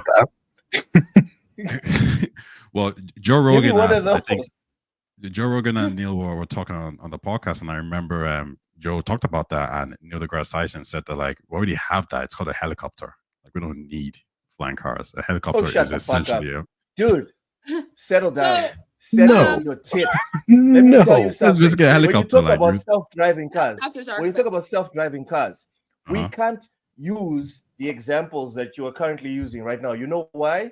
Because self-driving cars right now are the niche of the niche of the niche. It's not even fair to say that 0.5% of the human population drives self-driving cars. It's even less. So that is the same as people talking about concept cars and saying that the concept car we got from Mazda in 2020, we can now use that as like the base of what everyone is using. That's not what everyone's using. The only reason you can use a cell phone or a laptop as a proper human like advancement is because everyone has it, right? Yeah. Self-driving cars, we can talk about that when every car or when 90% of cars are mostly self-driving, and our GPS it's still not 100% all over the planet. Before you even get to the self-driving cars that need GPS, we don't even have 100% GPS coverage on the planet. we never really work like that. Like we don't say if something is in mass, then we don't have it, right? If you think So about it, the thing is, like if you think about it this way, like we have extremely we have No. Xbox Series X, we have a PS5, yeah, powerful consoles. Okay. The whole world doesn't have that; they can't afford it. That doesn't No. mean we don't have that technology. It's still there. so I The think you're install looking. base. Okay, go In- ahead. I mean, yeah, Oh. I mean we got like what 8 billion people on the planet, whatever it is, but how many PS5s are sold? All right. The reason why I use this example of the amount of people that are using self-driving cars is because you, in your critique of Yeah. Starfield not advancing, right? You're not talking about a niche segment of people in Starfield. You're talking about the entire population. So if you're Starfield's going mostly to poor people. criticize the I guess what entire I'll say is- advancement of the entire population, you need to give me examples of things that are currently used by the entire population. You set Okay, the parameters. I would say I'm playing your I game. would say like what technology did you see in Starfield that made you think, oh, this is the future? The grab drive. Apart from that, yeah, cool, that. But even at that, they got that from, not to go into Here's the spoilers, but they got thing. that from somewhere else. Here's the thing. Oh, A come lot on. of I think So you don't now no one understand. else can use grab drives for the rest of creative The history thing is, because someone's done it before. No more A lot vampires, of those- people. That's That not because wasn't- someone that's else not what already he's used saying. vampires. That's Look, my that's point. not what he's Something saying. He's saying something to do with spoilers. That's not what he's saying. So a lot That's of not what I he's think saying. Yeah. like the thing about you have to think about is a lot of advancements, they exist because humans on Earth have the freedom and the luxury to work on those advancements. A lot of in Starfield, like it sucks for a lot of people. Like 100%, even yeah. New Atlantis, how nice it is on top. They have the well, and it sucks for people down there. Mhm. They had the wars, The the well whole looks colony kinda war, nice. which kind of decimated a lot of the population and a lot of like everything. So a lot of the people are just basic surviving. You're not going to spend your time and you have like societies like Ryujin. Yeah, and like you have like companies like that are advancing things, but you don't see a whole lot of it because most people are not in that 1% that can afford any of this stuff. Yeah, I mean, I was actually just analyzing the game in a sense, just saying that like the technology in the game hasn't actually improved as much. It's not actually like a negative towards the game. It's just like when it comes to other sci-fi games, they just haven't really done much to it. They The story, also have Earth. Like Earth is important. I don't think people really understand how important it is. If you still have access to Earth, advancement is easy. If you don't have access to Earth, that advancement becomes harder because you are pushed for survival. In survival doesn't really, you don't have the freedom to like push for things in a luxurious sort of way. I mean, let me get yeah. this So from a I get perspective. overall what you're saying, Uh-oh. right? I see myself going like, let's say I'll get an apartment in Starfield, and I'm thinking, what here tells me this is a futuristic like timeline? And there's nothing really, or even like you said in New Atlantis, there's nothing that I see that I'm like, oh, I'm in the future. Like the designs are different, sure, but that's about it. I go to Neon and I'm like, yeah, Neon could be any other city on Earth, really. There's nothing. I mean, I go to the club, I'm like, is there any graph jump dancing? There's nothing. It's just very simple, which is fine. It's what they chose to go for. Like it's not a critique. It's just that's just what they chose to go for. But even like the idea of Earth, they left Earth because something happened, and I'm thinking, but if Earth is barren and can't sustain life, but isn't that Mars? Like, why would you? I don't understand. How do you go from Earth to Mars? Aren't they the same now? Because they were already building on Mars. So basically, I don't they know, were but building. if we have people stuck Finally, on you Earth, bring up a good point. Finally, why you not bring go up a on? good that point. is. Why not go underground in That is Earth an and just excellent live there? Oh, I know. That's Remember? a good point. Did you not play the game? I did play the game. Oh, so do you remember those like what you call it where they explain like they kind of it was like oh oops we kind of messed up. Oops, it's too late because they didn't Mhm. really just tell everyone like hey we kind of messed things up. So they didn't have time. All those things take time. All those endeavors take time. No, The no, thing I know is- that, but I mean, like, if Mars were underground due to it's the Mhm. environment is dangerous or whatever, why not that's on Earth as well? Because they didn't have time.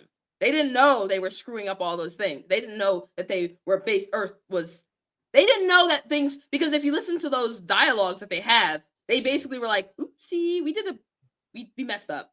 And then it was at that point, they were like, so what do we do? And it's like, well, it's too late to do anything. Like so all these things are happening. They're building Mars as they're screwing up Earth, and no one's talking that they're saying that they're screwing up Earth. So they're not worried about. I think when you're thinking about like a mass migration, it's like, okay, fine, we're screwed up Earth, and everyone's gonna migrate to this new location. Not every human being made it, surely. So the ones who were left over, why did they just go underground like they did on Mars? Because they didn't have time. Like, I don't think you understand how fundamentally how much time how much, like, what was the timeline between them finding out and leaving? Was it 50 years? 60? It was very short. And I think, like, but basically they also didn't tell people. No, eventually people knew, because then they were doing the whole mass they were Yeah, descending. eventually, but they didn't tell people. It's like, basically, you need time to build these things. You need to plan. Hey, here's how we're going to execute this plan. When you're midway through it, and you find out. I just wonder how much financial feasible it is to go from Earth to New Atlantis and build a whole new city than just to build things underground with what you already have on Earth. But you already have you notice how nice New Atlantis looks? And you notice the well. Like, I'm not disagreeing with you completely, but you notice how the well is like where they put all the pores, the filthy pores. I'm pretty sure they just were like, oh, there's no financial incentive to take but so much poor people off the planet. Just let them there die. I think they left out a lot of go ahead. A lot of plot holes. All right, let me get the super chat. Also, this is why I try not to bring up Game Pass or Starfield on the podcast. Because if there's two topics that you can just go and keep going, it's Game Pass and Starfield. Right now, the last 5 minutes, that was just Earth on Starfield. That was just Earth. We haven't even gotten to Varun. That was just Earth. Sir X-Man, thank you so much for the super chat. Says Starfield looks amazing on a 4K PC monitor. Fact. I think anything looks amazing on a proper PC. I'm sorry, which is why we all agree. I've been playing it in 1080. Which is why we all agree that PC is the best platform. It's cool. You're fine. Sir X-Man with another super chat. Loke rides is an elephant around everywhere. True. No, he rides through the desert on a horse with no name. That's a nice song. Did it feel good to get out of the rain? I appreciate that one, Cozy. I appreciate that one. There's a ship you run into that shows you they attempted to leave Earth earlier, but Earth is unstable. Okay. All right. So Cozy's highlight was Starfield, and we were stuck on that one for almost an hour.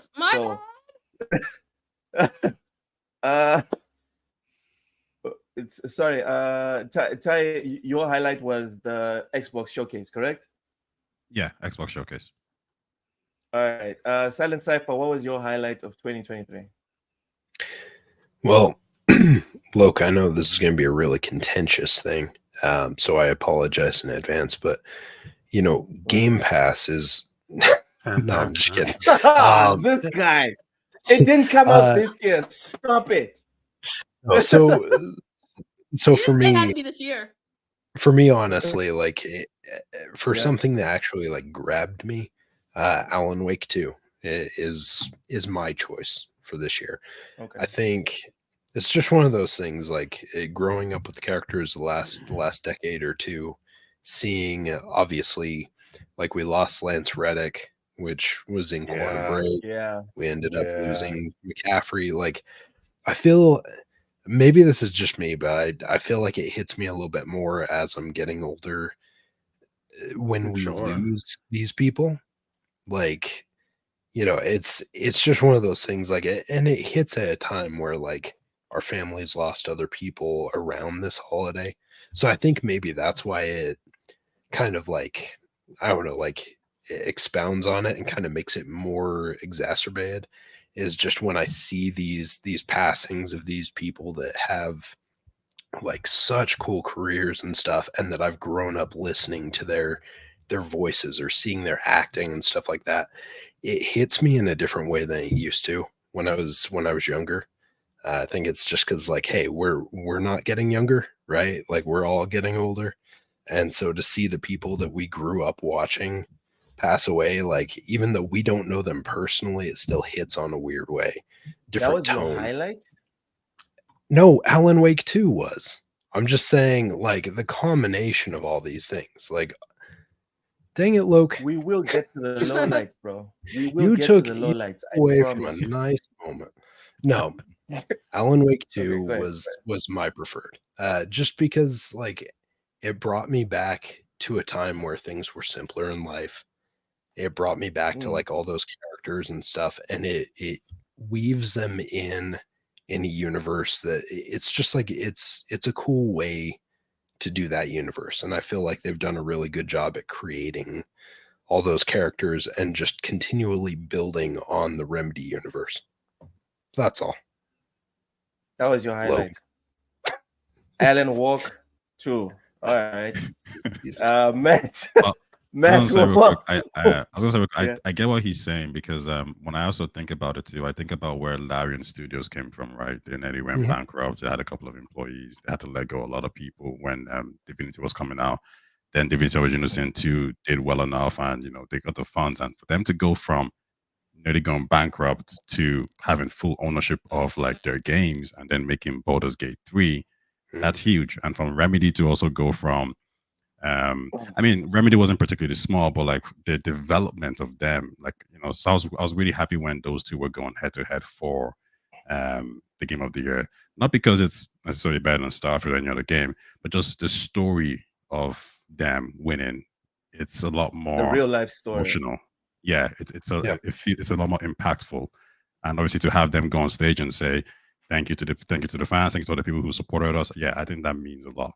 So yeah. I get what you're saying, man.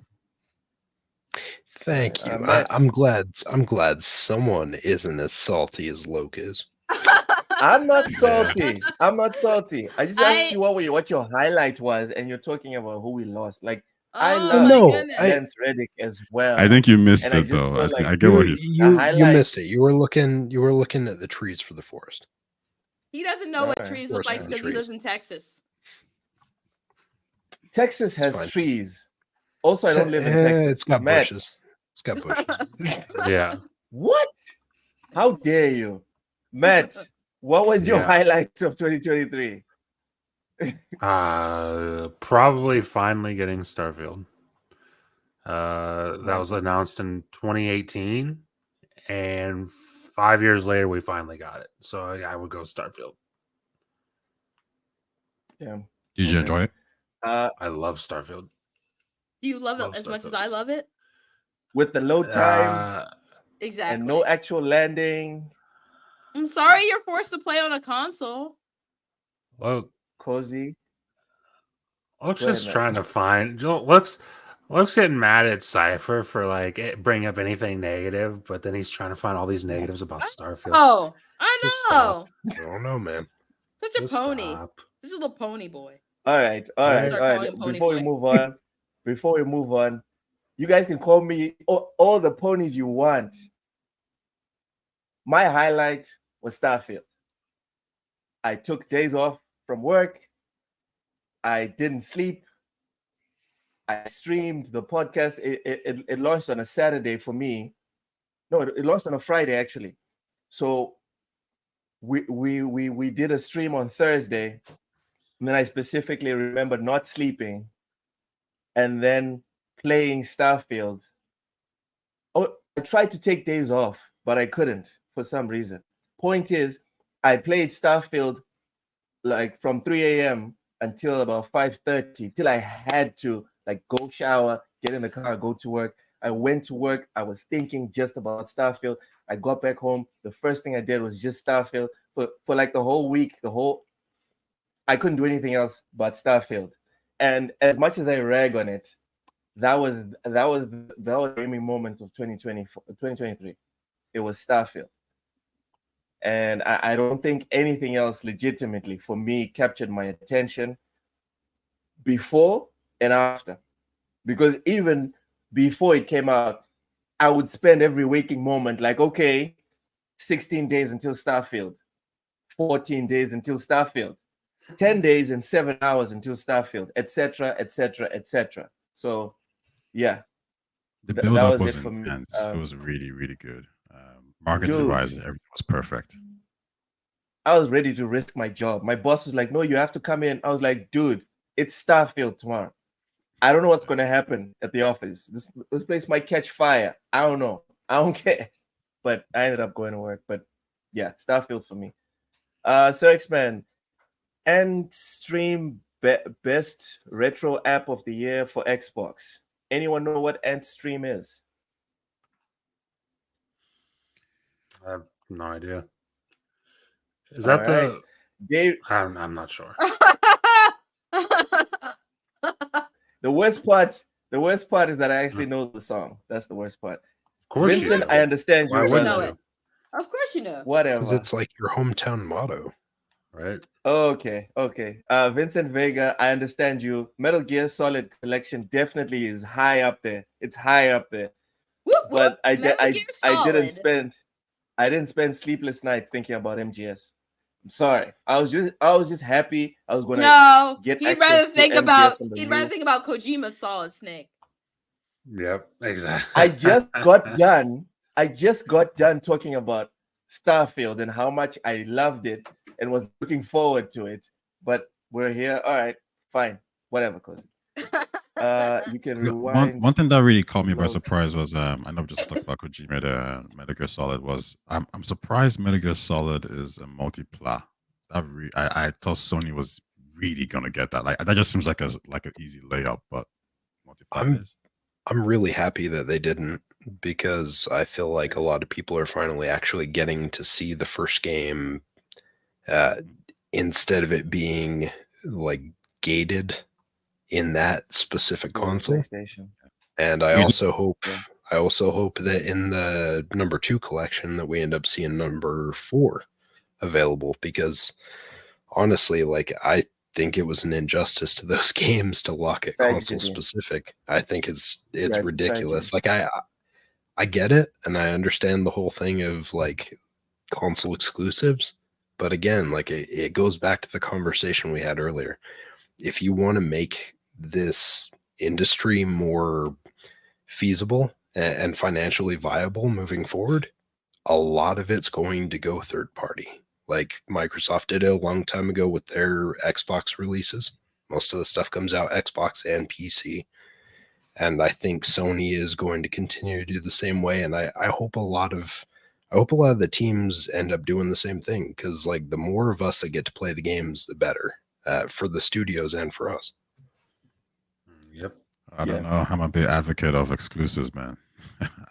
That's your call. I mean, I look at something like Final Fantasy, which barely got back any of the money that they spent on it. And I don't think it's a viable option, just like Spider-Man 2. I blame more Square Enix for that than actually the idea of it being console exclusive. Because if Square is smart, basically Sony goes to Square and says, hey, listen, we want this game to be exclusive. Square says, okay, well, we project 5 million sales on Xbox, and then Sony has to make up that money. So it shouldn't be a financial issue, really. Like, that's just how it should work. I mean, I'll say this real quick. It's like Game Pass. When people say, well, this game's on Game Pass, it's going to do because of Game Pass. It's like, well, no, Microsoft has basically told them, hey, listen, whatever potential losses you're going to get due to Game Pass, we're going to cover it. It's the exact same thing. See, but I feel like the deals, and we probably will never know all the details on this, but I feel like the details that we've seen from Sony have been more cutthroat in the approach to put them into a weak position. You look at something like Bungie, for example. Bungie was basically given that was a boss move, a path of correction where it's like, hey, if you don't sell to this, we could dissolve you and we could turn you into just a third party or whatever we want. Like we could turn you into a support studio. And they agreed to that. Now that's bad on Bungie, but that's also bad on Sony for thinking that that's a proper way to treat the industry if they plan on longevity. If all you're going to do is turn them into what ActiBliz has been doing for years, like where they just turn everyone into a Call of Duty support studio, that's not beneficial for us as gamers or for them as devs. I've heard of that, idea that Sony might do that to Bungie, and I really just don't see it happening because there's too much talent there. Did you see factions getting canceled? Because that also happened recently. No, I mean like to turn them into a support studio. I think Bungie has enough skill to have them make individual. No, look at where Sony's at right now. Mm-hmm. Can you truly say comfortably that you think that they're in good standing with the situation going on? They just flushed all that money down that they had invested on factions. Bungie's already seeing drop down on their support. The people that are playing Destiny, like the numbers are dropping. There's a lot that's going on that side that's kind of concerning. Like if I'm looking at it and I'm thinking, hey, should I buy that system? I'm a little bit hesitant right now because it seems like right now they don't have a very stable roadmap. It doesn't feel like things are very solid. It seems like things are very fluid at the moment for Sony. I think what they could do is give us another PlayStation Home. I would totally buy a PlayStation for PlayStation Home. What was that? Sorry. I would buy a PlayStation for PlayStation Home. Bring back PlayStation Home. Oh. I spent so much money just in like outfits and furniture for my apartment. That's a deep pool right there. I think I would let Sony milk me for that. Whoa. Okay. Whoa. All right. Let's calm down. Pause. What was your low light of 2023? Jay, save us, please. What was your low light of 2023? Oh, that's a really hard one, to be honest. Yeah. There's no game I played that. Doesn't have to be a game. It can be a topic. It doesn't have to be a game.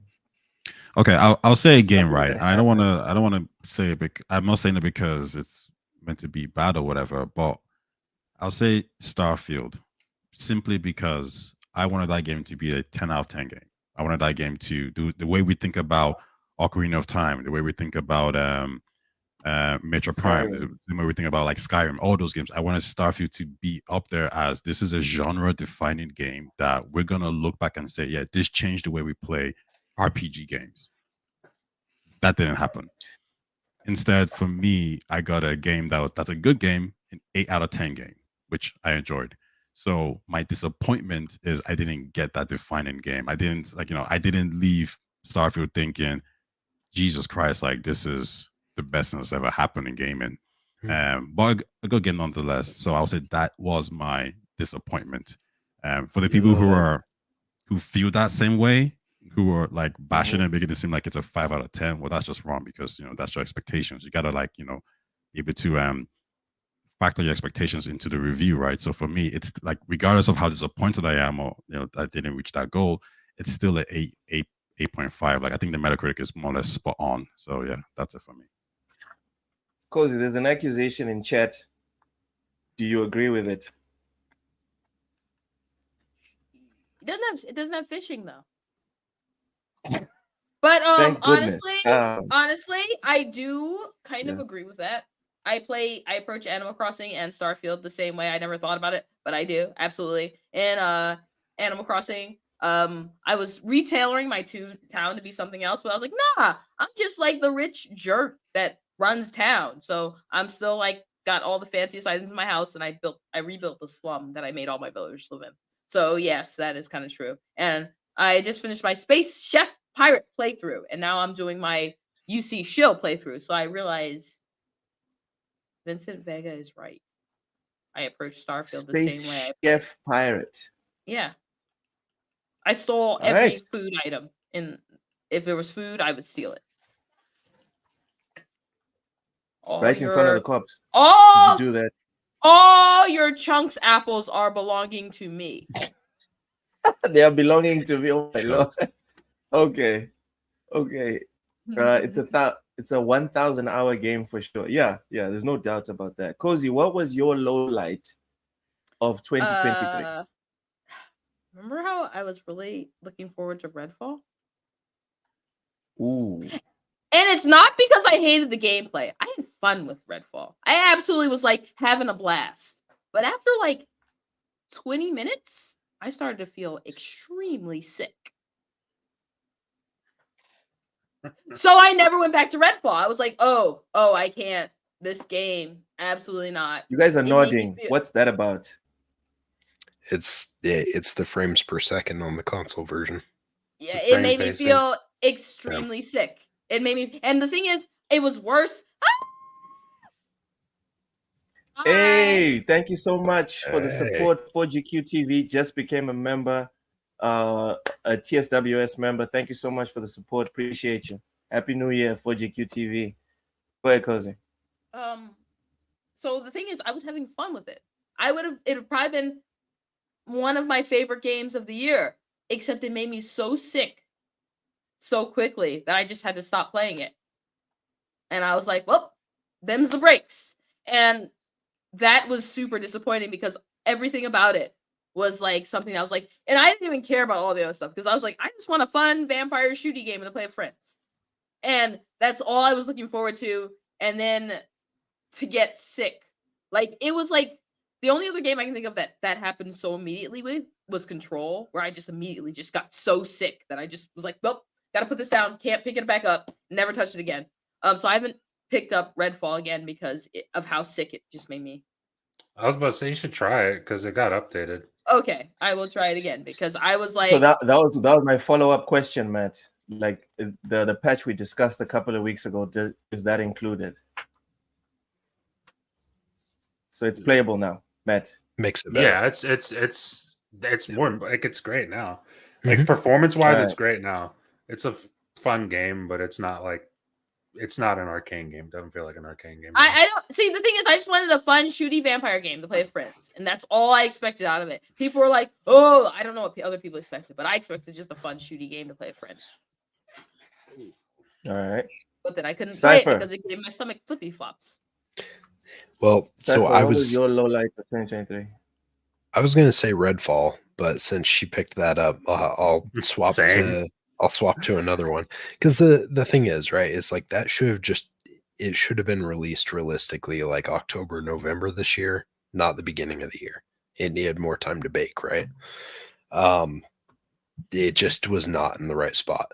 But the one that I would choose if I'm not taking that one is Metal Gear Solid Legacy Collection 1. And it's because just like Redfall, this thing got pooped out in an incomplete fashion without any real notable change at all. Like I'm super stoked that I can play Metal Gear Solid 1 broken. out. No, there were portions. I haven't run into any There's issues. a patch coming next year in January. There's a patch coming. Oh. It's broken. But okay, go ahead. I haven't run into issues myself, but it's like mileage may vary, right? Like when I played Cyberpunk when it first came out, I didn't have any of the issues everyone was complaining about. I had one hard freeze and I had weapons that were floating in the air. That was all I experienced. But versus like my brother that had I think he said he had like 30 different freezes in the like 10 hours that he first put in. So obviously mileage will vary. Not everyone's going to have the same experience, but with Metal Gear Solid, I feel like, again, it was one of those examples where you literally were like, oh, cash grab. So you put it out. And it's like, I'm happy that Metal Gear Solid 1 is outside of just the Sony side of things. Like, so now people can access that game. But the way that they released it is not the way they should have released it. Like, if this is going to be the Legacy Collection, like let's put some respect on the name. And that was not what they did. I'm hoping that Legacy Collection 2, I mean, realistically, Legacy Collection 2 will be the same. But I'm really hopeful that they take the feedback. We have to hope it's better, Joey. They're even making a remake. They're apparently making a remake. Come on. I am really hopeful that they take the feedback and they don't do the same thing again. But yeah, I mean that would be mine. I think if anything, I just that game deserves more. And Konami literally just dumped that thing out and said, "Okay, here you go. That'll be $60." Yeah, they just make pachinkos. That's all Konami makes. Before we move on to Matt, 4GQ TV, thank you so much, clowns, for the super chat. Happy New Year's, everyone. And Will Loke admit Jalen Hurts is the best QB right now going into 2024. Much love. Settle down. The Eagles, before last week's win against the Giants, won a 3-game losing streak. That's not best quarterback around type of stats. All right? Settle down. I appreciate the love, but no, Jalen Hurts is not the best. Matt, what was your low light of 2023? It's kind of hard not to say because Cozy took mine. And I'm trying to think of another one that was as disappointing. Highlight these nuts in your mouth. Oh, Jesus, that was okay. That was uncalled for. Wow. That was a good one. Right. I'm with Cozy. Yeah. Cozy, that's a dub. Dang. Keep them coming. Keep them coming. I mean, damn. I guess so. All right. I'd have to go Redfall. Just because I was expecting to get an arcane game because they told us it was an arcane game at its core. Like they like the marketing for that game was like, yeah, guys, don't worry, we know it's co-op, but it's still an arcane game. It's still at its core of an arcane game, and I was expecting that, and then I got it, and it was not an arcane game. It was not in any way, shape, or form an arcane game. Tell me where on the whale the arcane game touched. Everywhere. Yeah, everywhere. Is that an option? That entire thing. No, that entire thing. It literally, it was one of those moments. Sorry, I don't mean to jump in, Matt, but like, you're fine. Go ahead. It's literally just, it's one of those opportunities where like they knew the feedback from us as consumers. They knew that we wanted something special, and they just went into this and they're like, no, this thing's got to see the light of day. We got to move this out. And they were deceptive in the practices, right? Like we saw some of the people that played this early, and later on they came out, they're like, this was not the same game that I played. This was not the same experience I had. Like, it was gross. And I don't appreciate that. And I think given like the interview that we saw with Phil Spencer after that happened, I think the message was received that like don't dick us around like that. Like, it's unnecessary to do something like that. Don't come out here with something and be like, oh, hey, we're selling you a Maserati, and it turns out that we're actually selling you a Hyundai. You know, like, just be transparent. If it needed more time, give it more time. It's the same thing I said with Motorsport earlier this year too, is like, if you didn't have all those game modes, delay the game out a little bit. We've got enough games. I forgot it didn't come out this year. Do you think Xbox needs a firmer hand on Bethesda? No. In general, no. I think that was a game that ran into like kind of a weird spot where like in that situation, yes, they should have been way more progressive on that. They should have been checking in. Because obviously, like, it did not release the way it was supposed to. That was rough. But that being said, sorry, go ahead. Sorry. No, you're good. Go ahead. All right, 4GQ TV gifted 5 TSWS gaming memberships. Appreciate you, 4GQ TV. Still, Jalen Hurts is not number one. Go ahead, Cypher, finish off.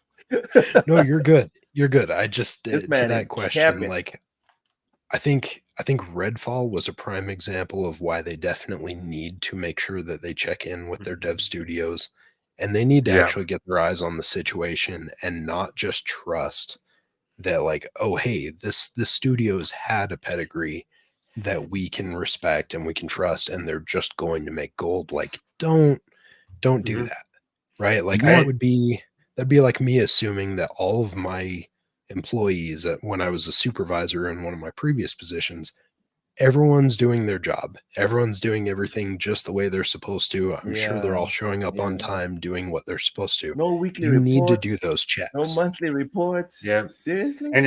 And especially like, it's a good point because I feel like Bethesda in general, they seem to have, quote unquote, a pretty good grasp on what's going on at Bethesda.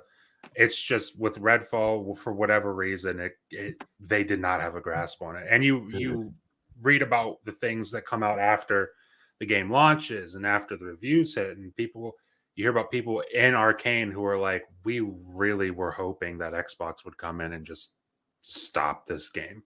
We were really counting on that, and it just never happened. And that's kind of a wake up call. Yeah, it should have. And I feel like it sucks. It sucks that it had to happen to like I love Arcane. It sucks that it had to happen to that developer and that game, but it's like that feels like a wake up call that Xbox kind of needed. Yeah. I just think that like, because you have Phil going out, doing a lot of apologies. We'll do better next time. And for me, I was thinking, no, I'm tired of him doing this. I would prefer it if the actual creative director of the games of Redfall, they actually step forward. I think it kind of makes fans trust you more, right? Like I think about is it Yoshi P when Final Fantasy got delayed, and he's there and he's like crying or something, saying, "Hey, I'm sorry," whatever it is. I think that kind of connection allows fans to be like, you know what, they're human beings. Shit happens, mistakes happen. But like I'm seeing Phil go on, like when I see him go on them kind of funny games, I'm just thinking, well, why is it you? Like, what, if it was so much better, someone from Arcane, stepped forward and took the heat and actually said, hey, listen, I made a mistake. Similar to what happened with Bungie. I think I don't know who it was, but one of the creators came out and said, hey, listen, I don't have a script. I'm just gonna like speak off the cuff. And I think fans receive that really well. Yeah. I agree with that. I agree with that. Sorry, go ahead. Super chat from Sir X-Man says, play Rygar, NES, and MDK on Ant Stream Retro Lives. Fire emoji, fire emoji, fire emoji. Thank you so much, Sir X-Man. Appreciate you. Ants are really I recently found out what Ant Stream is. And Sir X-Man out here calling out my legitimacy. I'm sorry, dude. I'm sorry. I'm really not, but I'm sorry. Anyways, next we have what game. This one can be a quick one, or you can make it as short as you want. What game did you immediately nope out of as soon as you started? The way I did with Spider-Man 2. You jump in, and then 5 seconds or 5 minutes later, you're like, oh, okay, uninstall, move on with my life. Jump out. I don't know if it came out. Oh man, I love Atomic Heart. Atomic Heart, yeah. But you know what? It wasn't like it's a really hard one because it wasn't because I thought it was bad. I downloaded it and I just like, and I saw that I started playing. I was like, am I really gonna play this game? Do I really want to play this game? Or am I just downloaded this game because of hype? And I was like, it's hype. I just said, okay, I'm done. Finished it. Like I told myself, I don't want to play game. Did. Sorry? It's not anything the game itself did. No. Yeah, the game was. I'm sure the game is good. I was just like, I'm telling myself, like, I don't want to play games based on like something similar with Elden Ring, right? Some people are like, hey, I hate Souls-like games, but everyone's telling me to buy Elden Ring, so I'm gonna buy it. And after the first 30 minutes, I'm like, actually, why the hell did I purchase this game? It doesn't make sense. I'm not into this kind of games. So if Atomic Heart was something similar, like I'm not really into it. I saw it, it looks okay, it looks good, but it's not a game that would actually go out and purchase. So why am I downloading it? It just doesn't make sense. So got rid of it. Oh yeah, let's play Redfall. Add me. We play Redfall. Dayreezy, there you go. Cozy Beluga on Xbox. Go ahead. Matt, go ahead. I'm sorry for what?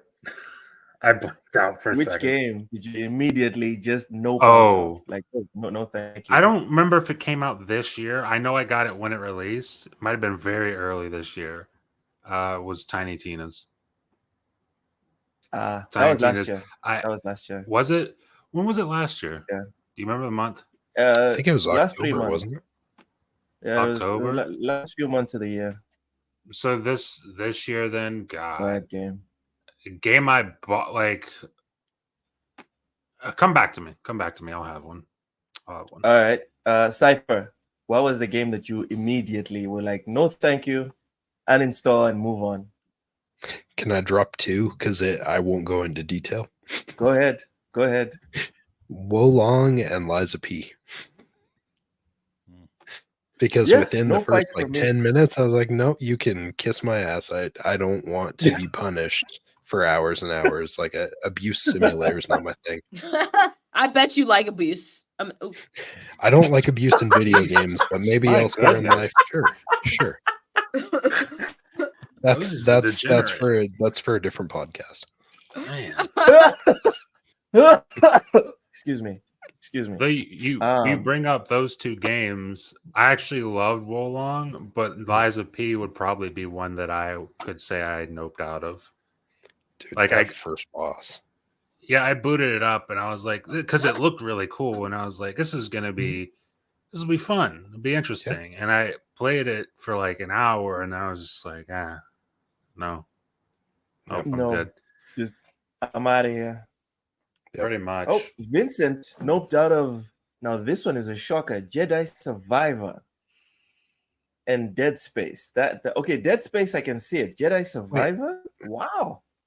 Well, Jedi Survivor on PC is atrocious. Okay. On PC it was bad.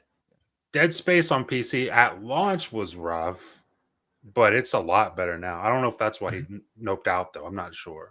So, yeah, I wonder. Oh, yeah, he said bad PC ports. Yeah, no, that's 100% accurate. This is why you can't be like, oh yeah, PC is the best. Enjoy Jedi Survivor. I said that earlier. Yeah, you did say that early on. Sir X-Man, thank you so much for the super chat. My disappointment, Xbox stopped changing my dashboard. I think the dashboard looks better. You know what's wild? I forget because if you do the insider thing, your dashboard is different from everyone else's. And for a while, and so you're like, oh yeah, and then other people start talking about the update, and I'm like, what are you even talking about? I haven't seen an update, and you remember, it's always I've had this for several months. Yeah, you X-bot you. Anyways, Matt. So we're back to you. What game did you immediately nope out of? I would go Liza P because I was excited for it. I didn't have to buy it. It was in Game Pass. I figured if I like it, I'll buy it. I played it for an hour and I was just like, no, I'm all set. All right. Cozy, which one did you nope out of? So here's the thing.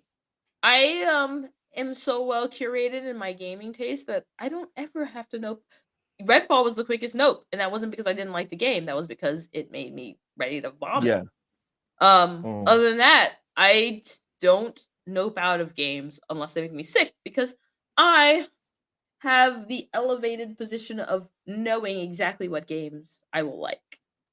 Thank you very much. Goodness. I'm sorry the rest of you guys aren't as good as me. You need to step out of your safe space, Cozy. You need to try things that you're not sure about. I don't try things. Trying things is for lame. Getting a little crowded in here with that big ego. Goodness. Yeah, I have the biggest ego. That was a good one, Cypher. I love Star Wars and the lore. I was disappointed in Star Wars Survivor, though. Damn. Okay, so the Jedi Survivor haters are coming out the woodworks all of a sudden. Okay. Okay, so those are the games that you guys immediately noped out of. I want to say it one more time because I think it merits repetition. Spider-Man 2. I couldn't even start playing the game. Midway through the cutscene, giving you the recap of what happened before, I was nauseous. I puked in my proverbial mouth and would have lost self-respect if I had actually gone on and played that game. So uninstalled Spider-Man 2 and moved on with my life. So I don't understand why.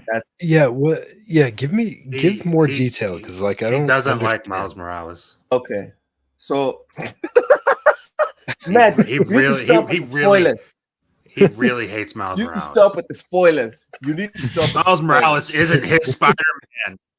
He's not his Spider-Man. That's not the main reason. That's not the main reason. The main reason. So it is a reason. It's one of them. It's a big one. No, I started disliking Spider-Man, right? Sorry, I started disliking Miles Morales in the comic books. That's when I started disliking Miles Morales. So way before anyone even knew who he was in the gaming space, I already didn't like Miles Morales. For anyone that doesn't know, the problem with Miles Morales is that the people that write him, Marvel themselves, don't value Miles Morales. Google it. Did you know Miles Morales has been Thor? Like literally, he has the hammer. Yeah, he has been Thor. Oh, okay. He's been Thor Morales. They saw that the Spider-Man moniker wasn't sticking to him. So they took him and tried to make him Thor. So he was such an unlikable character. I'm guessing, let me finish. I'm guessing there's another third or fourth superhero that he has also become. My problem is not even with Miles Morales. My problem is the treatment of black superheroes. My problem is they sit there and black superheroes don't really get original characters. Not as the leads. Black superheroes always become, who is this super popular white superhero? Now let's just give him black skin. That's my problem. White superheroes get new popping ass superheroes all the time. The Jigaboos getting out of their place. And we're not even talking. God. We're not even talking about just Marvel and DC. We're talking about all the other. We're talking about even Dark Horse. We're talking about even Dark Horse and all the other stuff. All right. So when I see Miles Morales, my problem is not even Miles Morales himself, is what he represents. That we are not worth a AAA team, right? A crack team of writers sitting around a table and being like, let's come up with a bang-ass black superhero. No. You don't think Miles is a bang-ass black superhero? No. Okay. He's not. He's not his own dude. He's not Blade. He's not Black Panther. Blade is. Yeah, he is a derivative. He's a derivative of something that's already been done. Would you say the same about Ironheart? Yes. Same thing with Falcon. I love Falcon as Falcon. Why does Falcon have more value when he becomes Captain America? Because it sells more tickets. But I mean, also, if you like, okay, how about Green Lantern though? That's different. The Green Lantern is a mantle. Yeah, there's different people. Yeah, it's the Green Lantern core. Even when the original Green Lantern was made, he wasn't even the original. He was just the first human Green Lantern. And there's even that Green Lantern whale. Yeah, so that one being passed like from person to person is fine because we with the law, it's assumed it's been passed from person to person or creature to creature for centuries. No problem. There's only been one Spider-Man. But there hasn't though. There's been loads of different Spider-Mans, right? In the comics. Stan Lee said it's a mantle. Stan Lee said it's a mantle. And if Stan Lee said it's a mantle, Stan Lee's right. You're intentionally ignoring the points I'm making, which is fine. No, you're wrong because Stan Lee said it was a mantle. This conversation. We don't have to. Stan Lee said it was a mantle, so I'm just joking. Keep going. You're wrong. No, I listen. I guess I could get what you're saying. It's just I would focus more on the way the story is told and if they represent that character well or not. I think that's what I would focus on. Right? I mean, I haven't read Miles Morales. I haven't played the game, so I can't actually comment on it.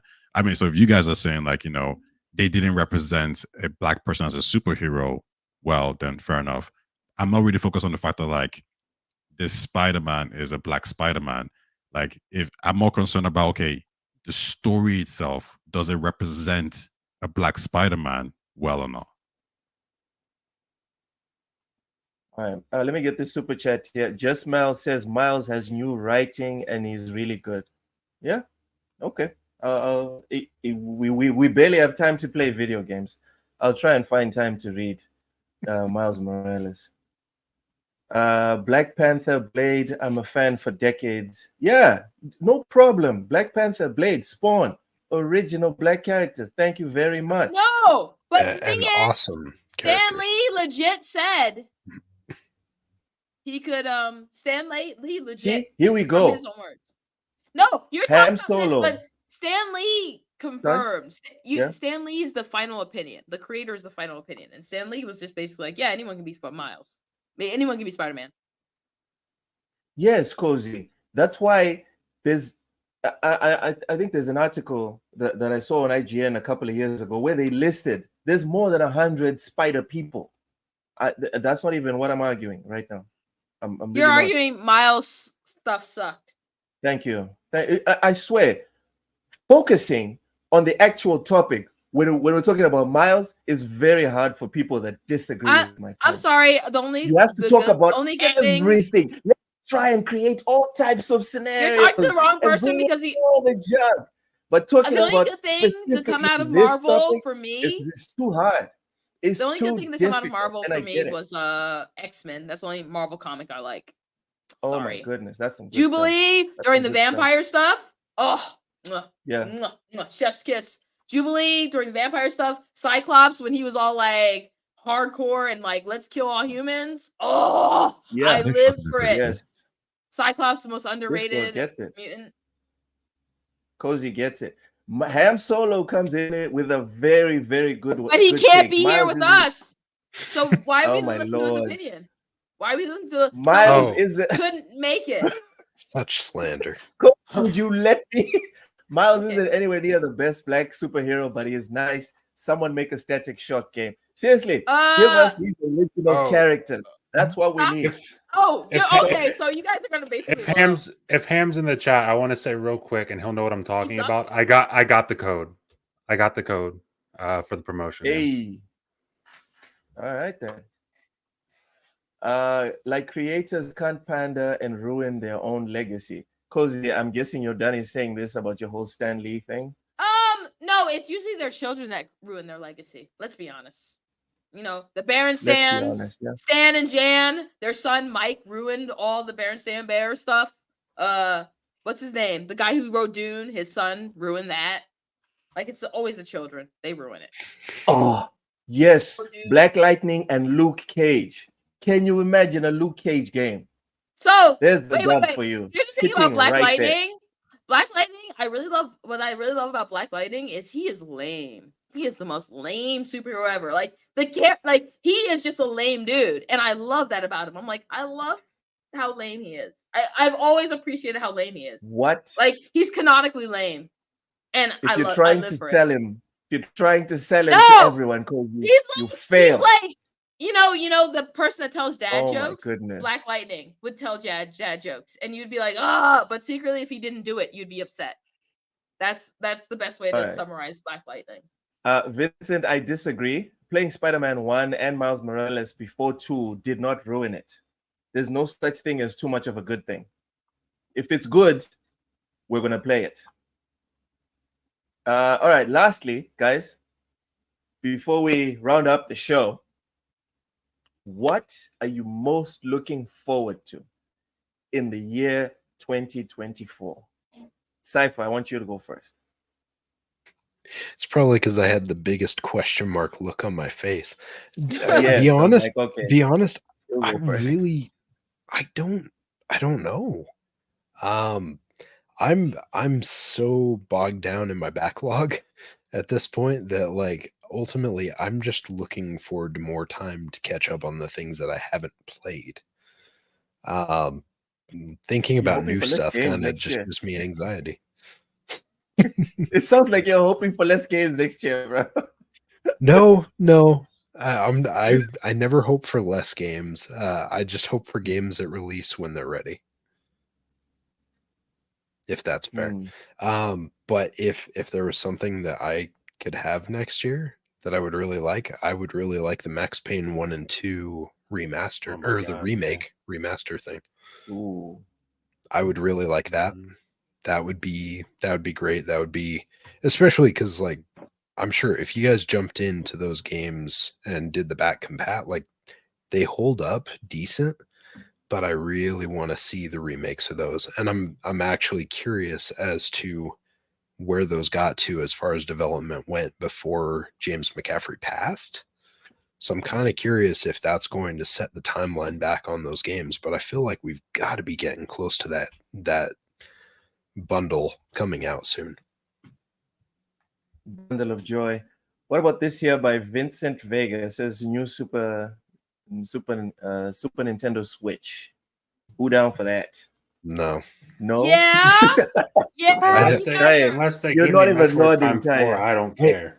Yes. I kind You of look think you bored, guys are going to Ty. get the same thing Nintendo's been doing to you for the last few years, where like we're going to go through the whole year and it's going to be like, And you're oh, gonna like it's it. coming. It's coming. It's going to get announced. No. And then it No. never happens. You guys don't understand. Mhm. Nintendo has been. because you guys will continue to buy the Switch and you'll continue to buy the games, and it doesn't matter if it's technologically Stop judging outdated, us. it will still go. No, your thing is you are wrong because Nintendo makes game-centric games.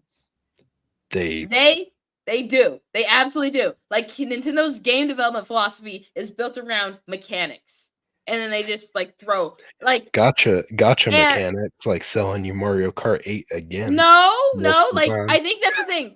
There are people who love like the big Nintendo games. And like I don't Messy. like Mario. I don't like Mario Kart because I don't typically like racing games. Forza Horizon is like the premier 5 is like the best racing game to me because I don't have to actually win any race and I don't care about racing. I like jumping just off go. things.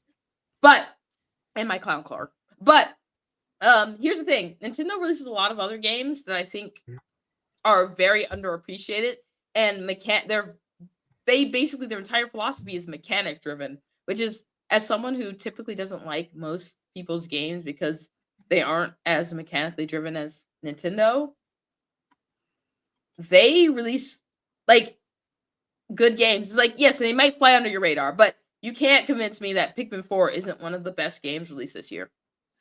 So here's my question for you, Cozy.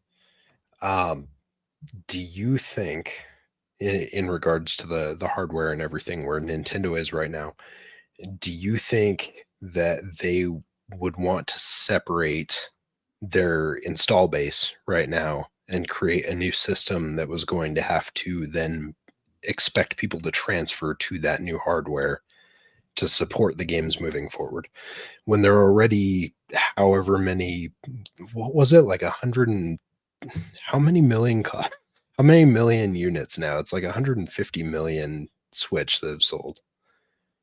I feel like it gets difficult to shift to that next generation unless they have full backwards compatibility with that system. I believe they'll probably have fully backwards compatibility. The Switch was a break in backwards compatibility, but the Wii to the Wii U was compatible. The GameCube to the Wii was compatible. The DS to the 3DS was compatible. The Game Boy Advance to the DS was compatible. So I believe I Doug think Bowser, the CEO of America, I think he kind of alluded to it as well. Like, yeah, we got that sorted out. So I think everything points to the fact that like it will be compatible. So it would be it would be crazy if they didn't. Yeah. But to go to your point, which is you're right, Nintendo, they do focus on mechanics a lot. And one game that really comes to mind is like even like Smash Bros, for example, right? Like that's a different type of fighting game. And it just seems like only Nintendo could like create a kind of genre within a fighting game and make it work so successfully. And even a game like Splatoon, like that game has sold 30 million plus. Like have you watched the behind the scenes of them actually developing it? Like when they first initially came out with it, they literally were like physically themselves being like, how do we experience this as a game? And it was like amazing to watch them just like develop it. Yeah, and that's a game that's not a live service game. I mean, in the sense that it's not free to play, and it has like 30 million plus players, and that's on the back of it obviously being a full price game or whatever. Like I don't know, what other company can just come out and make a game like even that? on the Wii U. Like you can talk about how crappy the Wii U sales were. But you cannot deny that they were still having $1 million sellers on the Wii U. And the Wii U was actually my first Nintendo home console. Like I had a 3DS, but the Wii U was my first Nintendo home console since the 64. Mm-hmm. And I absolutely was like, this is brilliant. I was saddened by the death of the Miiverse because I love the Miiverse. I learned a lot of Portuguese. This is why we call her the Nintendo goddess. This is why we do it. So the thing is, I don't love the Nintendo games like that. I just love their game-centric concentration on how they develop games. You are like those Starfield people that played 100 hours and said you hated it. All right? No one here is capping more for Nintendo than you. And you say, I don't love Nintendo. Settle down. Settle down, Cozy. Also, I'm like the CMA. I'm like the CMA. I don't think that Nintendo is real. Nintendo is a figment of our imagination. It's just PlayStation and Xbox. That's pretty much it. Ty, you want to say something before we move on to the super chat? Go ahead. I was gonna say, like, even like I think back to like what were the first 3D games that really came out, like Tomb Raider and Mario. Keep it together, Simon. Right? And even just like comparing Tomb Raider to Mario 64, like Mario 64 is vastly superior in every single way. So it's like the first 3D games most people will play will be Tomb Raider and Mario 64, and Nintendo, just because it focused so much on mechanics, they're able to make far superior product to what the competition was making. So yeah. You know, when it comes to mechanics, like they're just unrivaled.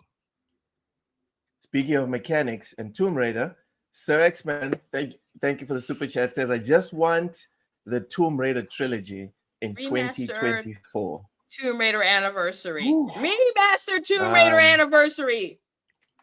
Yeah, that's gonna be good. I'll be honest, I don't like the new Tomb Raider games. They're like basically like if Uncharted was a worse game. Uncharted. What? No. Yes. Worst game? No. Tomb Raider and Rise of the Tomb Raider were better than Uncharted. No, they were not. Shadow of the Tomb Raider was also good. The thing is, my problem is, I enjoyed Tomb Raider because it was a puzzle game. Yeah. Yes. That's fair. Matt, what were you gonna say? Were you gonna say Uncharted or Tomb Raider? I think Uncharted. I love the Uncharted series so much. It's like a top 3 series in gaming for me. I think 2013 Tomb Raider.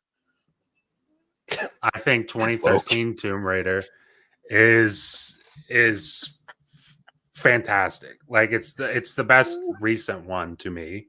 Yeah. And I would put it up against any Uncharted, but I would still say I'd probably have to go with Uncharted. Honestly. I mean, Shadow of the Tomb Raider definitely didn't stand up. It was alright. Ham says, thanks for doing the show, y'all. Sorry I couldn't make it. You hate us. You hate us, Ham. Oh, no. Last year, this wasn't possible for us. For sure. That is very true. Because with OBS, I wouldn't be able to pull this off. Hell no. Welcome in to the most venomous viper on the planet. Nintendo can get away with no backwards compatibility because Nintendo could do whatever. People talk about Sony does whatever, and people smile. No, Nintendo could do worse. No, but no. Nintendo does what Nintendo does. They're consistent. Sony Sony is different because the thing is, actually people let Sony get away with a lot more. Like think about how the Wii U sold. You can't say Nintendo got away with everything if you look at the Wii U numbers. Sure, but Cozy, I would argue though. You say Nintendo does whatever they want to do, and I would say that they bent their consumers over backwards, supporting their digital library, because over the generations you've had to buy a lot of those games over and over and over because they never carried the digital library. Physically, like you were saying, a lot of the backwards compatibility has been there, but digitally is a spot that they've always struggled. Why would you be buying Nintendo games digitally? Because who wants a bunch of random cartridges all over the place? I don't buy Nintendo games digitally ever. Oh my god, that's gross. I just what? God, Nintendo digitally? Never. I could never. I would never. I will never. Well, That's what a here's a question for you Nintendo guys. drone sounds like. Do Why you would think you it's buy- you think it's a conscious some decision reason, by yeah. Nintendo to try to like screw over fans, or is it just more like they're just archaic? So, for example, look at They're archaic. I think it's both. their online structure, right? Like, hey, you don't get an email, you have to have this long ass code just to Friend codes. But it just seems like they just don't want to like. So update actually, themselves. let me tell you about that. It's because that is also something about their family-friendly approach. Because so basically, no. Don't try and spin that archaic I'm nonsense. not actually spinning it, but I'm actually trying to understand it, because there were actually incidents where people were basically like pedos were basically using like Nintendo stuff to like meet up with kids, like not even making it up. Yeah. Oh, You get that on every service that has but internet. Nintendo has a thing where how they operate different from other things. Like Sony, they wouldn't. That's not my problem. Xbox, that's not my problem. Nintendo's like, that is our problem because of how their whole design, their whole philosophy. They consider that their problem.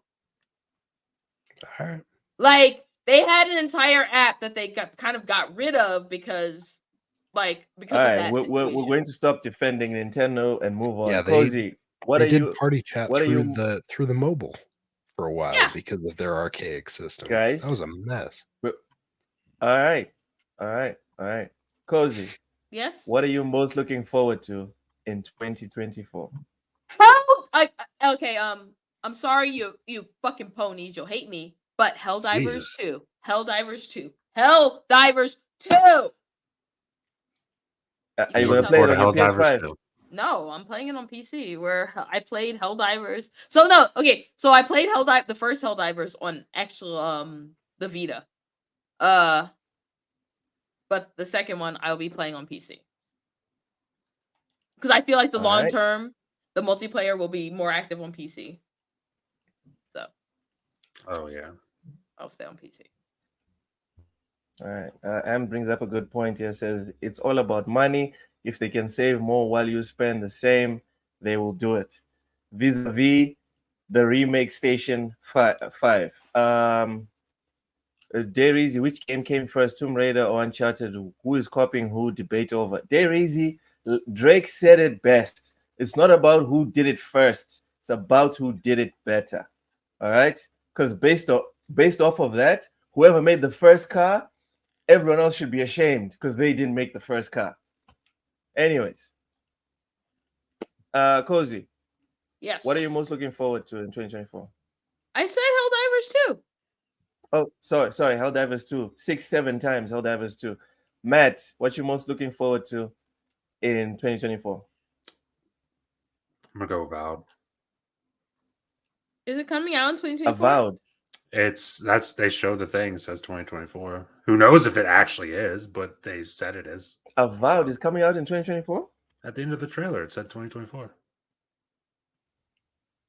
I mean, you can watch the last. It said 2024. Oh, yeah. It does say just 2024. Yeah, like who knows if that's true? Maybe it gets delayed, but it's like as far as right now, 2024. So because it's Obsidian, I wouldn't be surprised.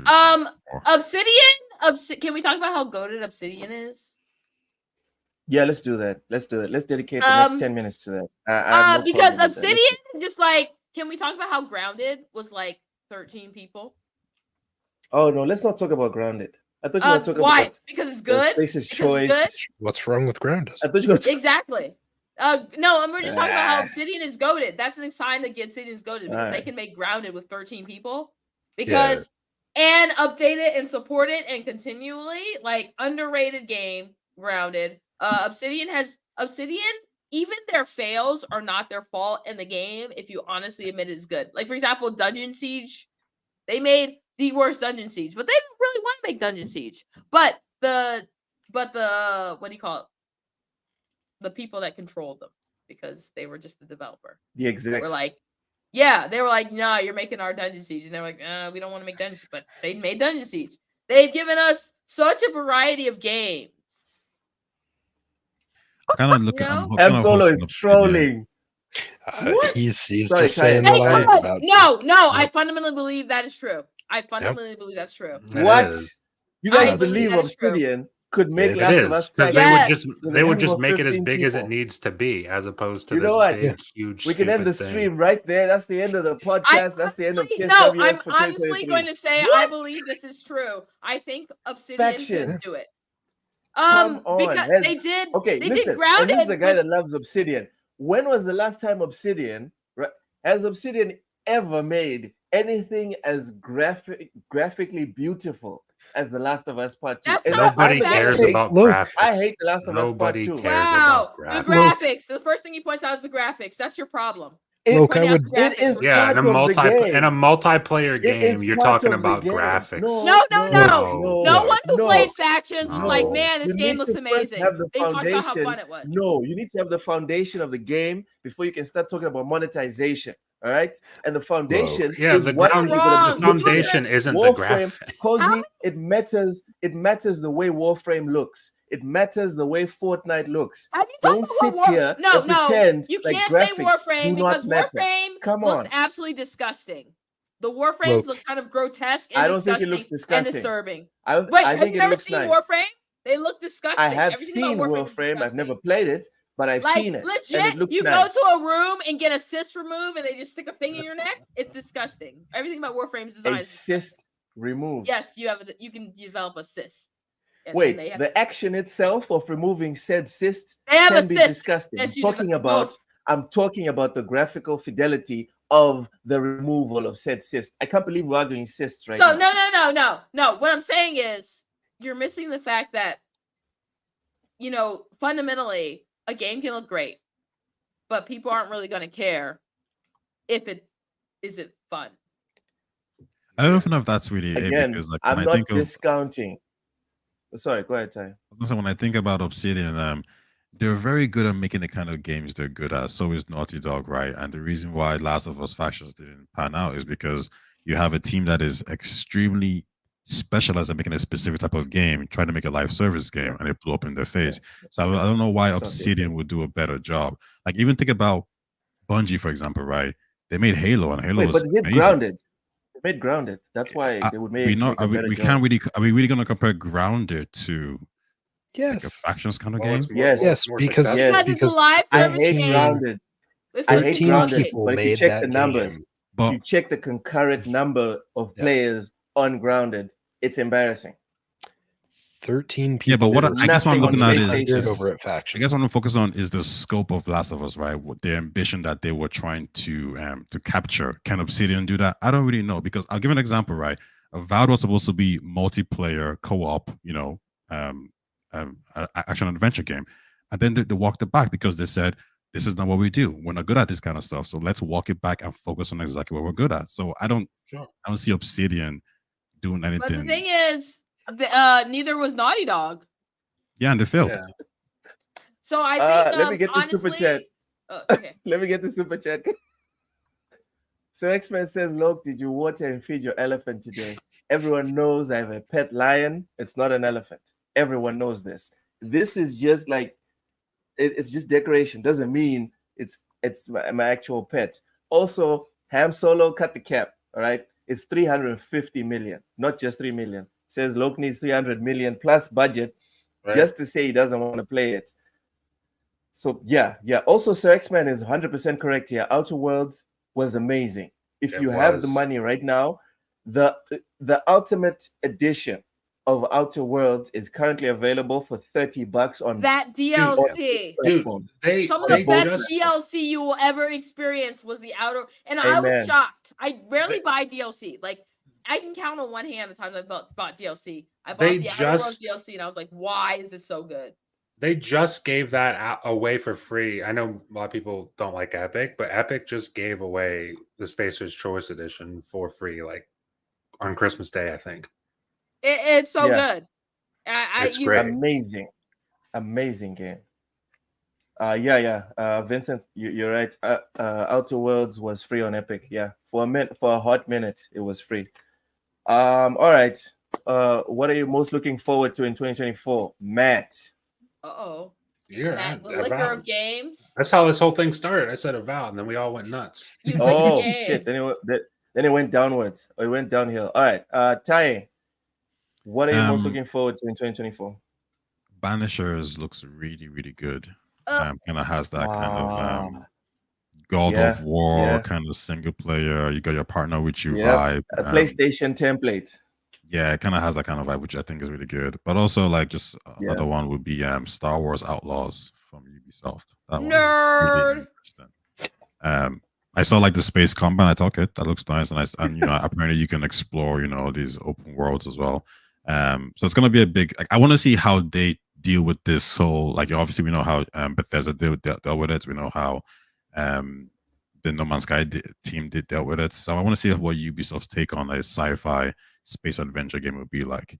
And I mean, it's not really to try to compare it to Starfield anyway, but I just want to see how they would execute that. And I mean, when you think about, you know, teams that can make huge open world games, obviously you think about Bethesda, right? And Ubisoft comes to mind. So they will be the ones I'm actually looking forward to trying their game out. Yeah. Let's hope there's no towers in it. I'll give you a tower. I am the tower. She's a degenerate.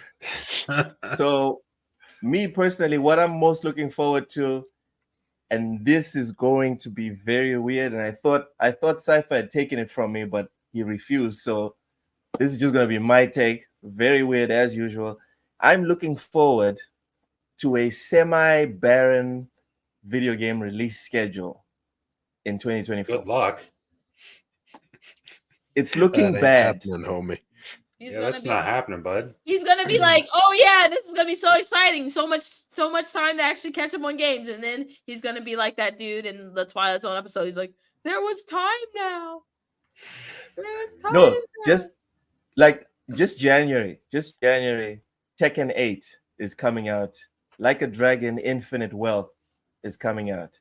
February, One Punch Man World, Suicide Squad Kill the Justice League, Helldivers 2, Banishers, Tomb Raider 1 to 3 remastered, Sons of the Forest, Star Wars Dark Forces remastered, Final Fantasy VII Rebirth.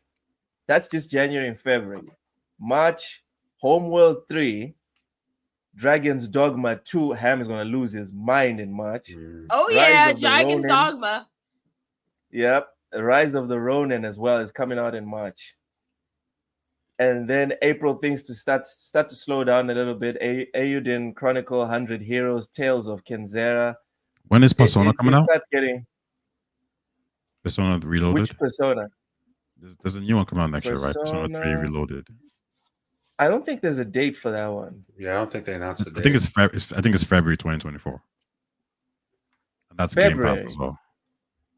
Oh shit! Persona 3 Reloaded coming out February 2nd. Yeah. Lord in heaven. Just so you know. Did you? No. Oh, guys, hold on. I'm not done. August, we have Black Myth Wukong, the game that looks like it's vaporware. Apparently, it's coming out August 20th. September, Matt, Warhammer 40K Space Marine 2 is coming out in September. Yes. And we haven't even started on Senua's Saga. We haven't even talked about Senuga Saga. What is it? Cities 2. Flintlock as well is supposed to come out next year. Next year, finally? After all this waiting? I want to put the cat. 2 is supposed to come out next year as well. Lollipop Chainsaw Repop is coming out. Stalker 2 as well is supposedly coming out next year. Skate Story is a game that I've been watching a lot. It's apparently coming out. The Wolf Among Us 2 apparently also coming out next year. Supposedly. It's not looking pretty, guys. It's not looking pretty. I'm gonna need you to stop. I'm gonna need you to stop. I'm gonna need you to go talk to your game people and be like, "Hey, can you stop making games? Can you guys just give us a minute, please? A year of no releases. Yeah, give us a year. Give us 3 months. I just need 3 months personally. Can we talk about what's wild? Seems like anyway. I don't know. I might be wrong on this, but it seems like there'll be a lot of good games next year. But I don't know if there'll be like that many great games as we had this year. Oh, Oh, look, great games. What? What? I mean, like, I'm judging you. go ahead. Okay, Because- so I'll just give you one. I'll give you one that's coming out in January. Just one. Okay. Tekken 8. Exactly. Yeah, but this year we had Street Fighter and we had Mortal Kombat. Tekken is better. Mortal Kombat isn't even a that's good debatable. fighting Combat's game. better. No, That's Mortal debatable, Kombat isn't even a good fighting game. MK is a gimmick, dude. Yeah. Ah, You're a stop. gimmick. Stop, No, stop. you guys Even are wrong. You guys Grand just Blue lame people Fantasy. who don't like fighting games, so you like Mortal Kombat. Thank you. No, you play Mortal Thank Kombat because you like seeing actual blood and like. Yeah, but you don't play it because you like Again, fighting games. Again, there's no real technique there. Sorry. Mortal Ah, Kombat why? is like There's a a fighting reason why game when you go for to people who esports- do not like fighting There's a games. reason. Oh, There's the you're reason why when wrong. you go to the esports section, There's no Mortal Kombat. Mortal No. Kombat. that's There's a your reason. mistake. That's I your mean, it mistake does right have- it there. does Because have I'm its not own going to go to the competition, right? esports section. Yeah, I don't because give a Mortal Kombat damn. is for people who don't actually like fighting games. But I mean, like, do you say a game is great based on the professionals or based on like the? No, actual I say consumers? it's great. Like No. if I want to play a fighting game and someone hands me Mortal Kombat, I'm like, I want to play an actual fighting. No, I game. mean, like, what if like 10 million people buy Mortal Kombat, but only 4 million Yeah. people buy Street Fighter? Like, are you gonna Yeah, say Street but Fighter is people like who better? It's not who about like who's fighting games are buying. buying Street Fighter. People who don't Yeah. like fighting games It's are not buying about the Mortal Kombat. amount of people that are buying it. dude. Like you It's don't about listen to the- people the who don't amount like of a type of technique. game.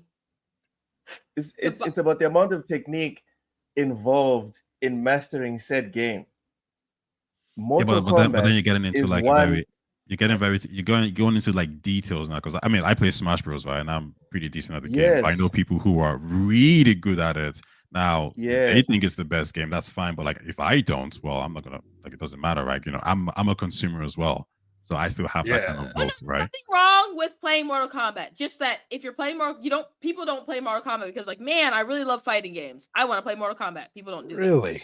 And there's nothing Mortal wrong with Kombat is that. a fighting game for people who don't like fighting games. Okay, I mean, okay, I That's guess okay. you could put it this way: this year we had a great fighting game in Street Fighter, and we had a good fighting game in Mortal Kombat. Yes. And next year we have a great fighting game in Tekken, but we don't have any other fighting game that's probably going to match Mortal Kombat's level. You don't have a fighting game for casuals. Mortal Kombat is made for casuals and people who don't like fighting games. Fair enough. Here are two good fighting games. Actual fighting games. Virtual Fighting, Dead or Alive. Now You call it those are Virtual proper fighting Fighter, it's games. Virtua Fighter. Oh, I get it. So it's Oh, yeah, only yeah. a fighting game It's if it's virtual. anime. I got No, it. it's only a fighting Yeah. game if it's Oh made my for people. God. I see what it's I only see a what we're fighting- doing. It's only Live a in fighting Japan, man. game. I've cracked the code. Let's be honest. If for you the don't longest see those time- cheeks a flapping all over the place, no, it isn't no. a fighting game. For the Okay, longest I time, got you. Mortal I Kombat's got you. biggest That's sell fine. was its gore. It was not sold on like its mechanics. It was sold on its gore. People love Mortal Kombat because of the story and the gore. They didn't like it because like, oh my goodness, the actual playing of it is great. They liked it because of the gore and like the story. And that I mean, has- you say that, but I played Mortal Kombat. I didn't play for the gore. I played it because it was a fun game. And Yeah, the story it's a on the great new story. game is really good. But that's the thing. Like other people play fighting games for the mechanics. And Mortal Kombat, you never played Those- because like, man, Those this is jiggly superior. mechanics. Yeah. No, Yeah. not Oh my so just Lord. stereo. Yeah. Like my favorite fighting game is King of Fighters. You don't play it because That game of is so jiggles. hard to play. That's a You very play hard it game to because it's play. a challenge. I You can don't only play Mortal play Kombat like, because like, damn, this game is like a complex. That's why I think there's no vir- like vir- serious fighting game community for. That's also why there's Virtual only like Final. two characters. There's only two fighters on King of Fighters that I can play with.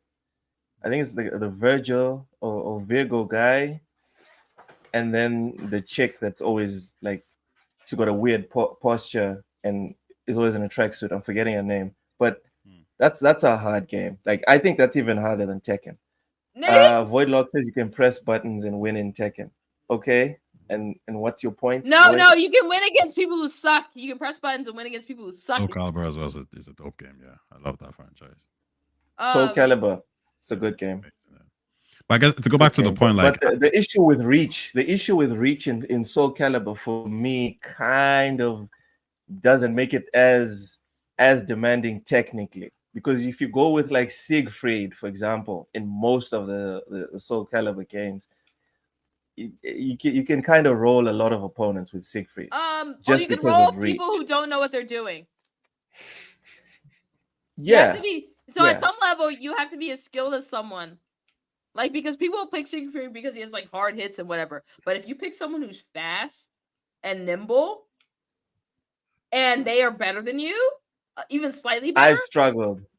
I think I'm pretty good at fighting games, and I'm pretty good at Soul Calibur. But I've struggled with people that play with Siegfried. If they're skilled, that's the thing.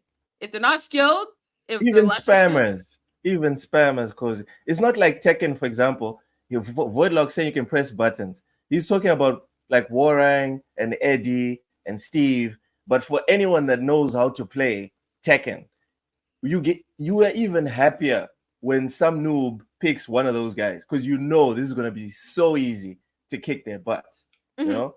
But with Siegfried, I'm being honest, I'm admitting it, I've struggled with spammers, with like my nieces and nephews. I've struggled with Siegfried because he's got your niece and nephew? Those three. I'm serious. He's got those three sweeps that you don't even need many button prompts, and he can pull them off.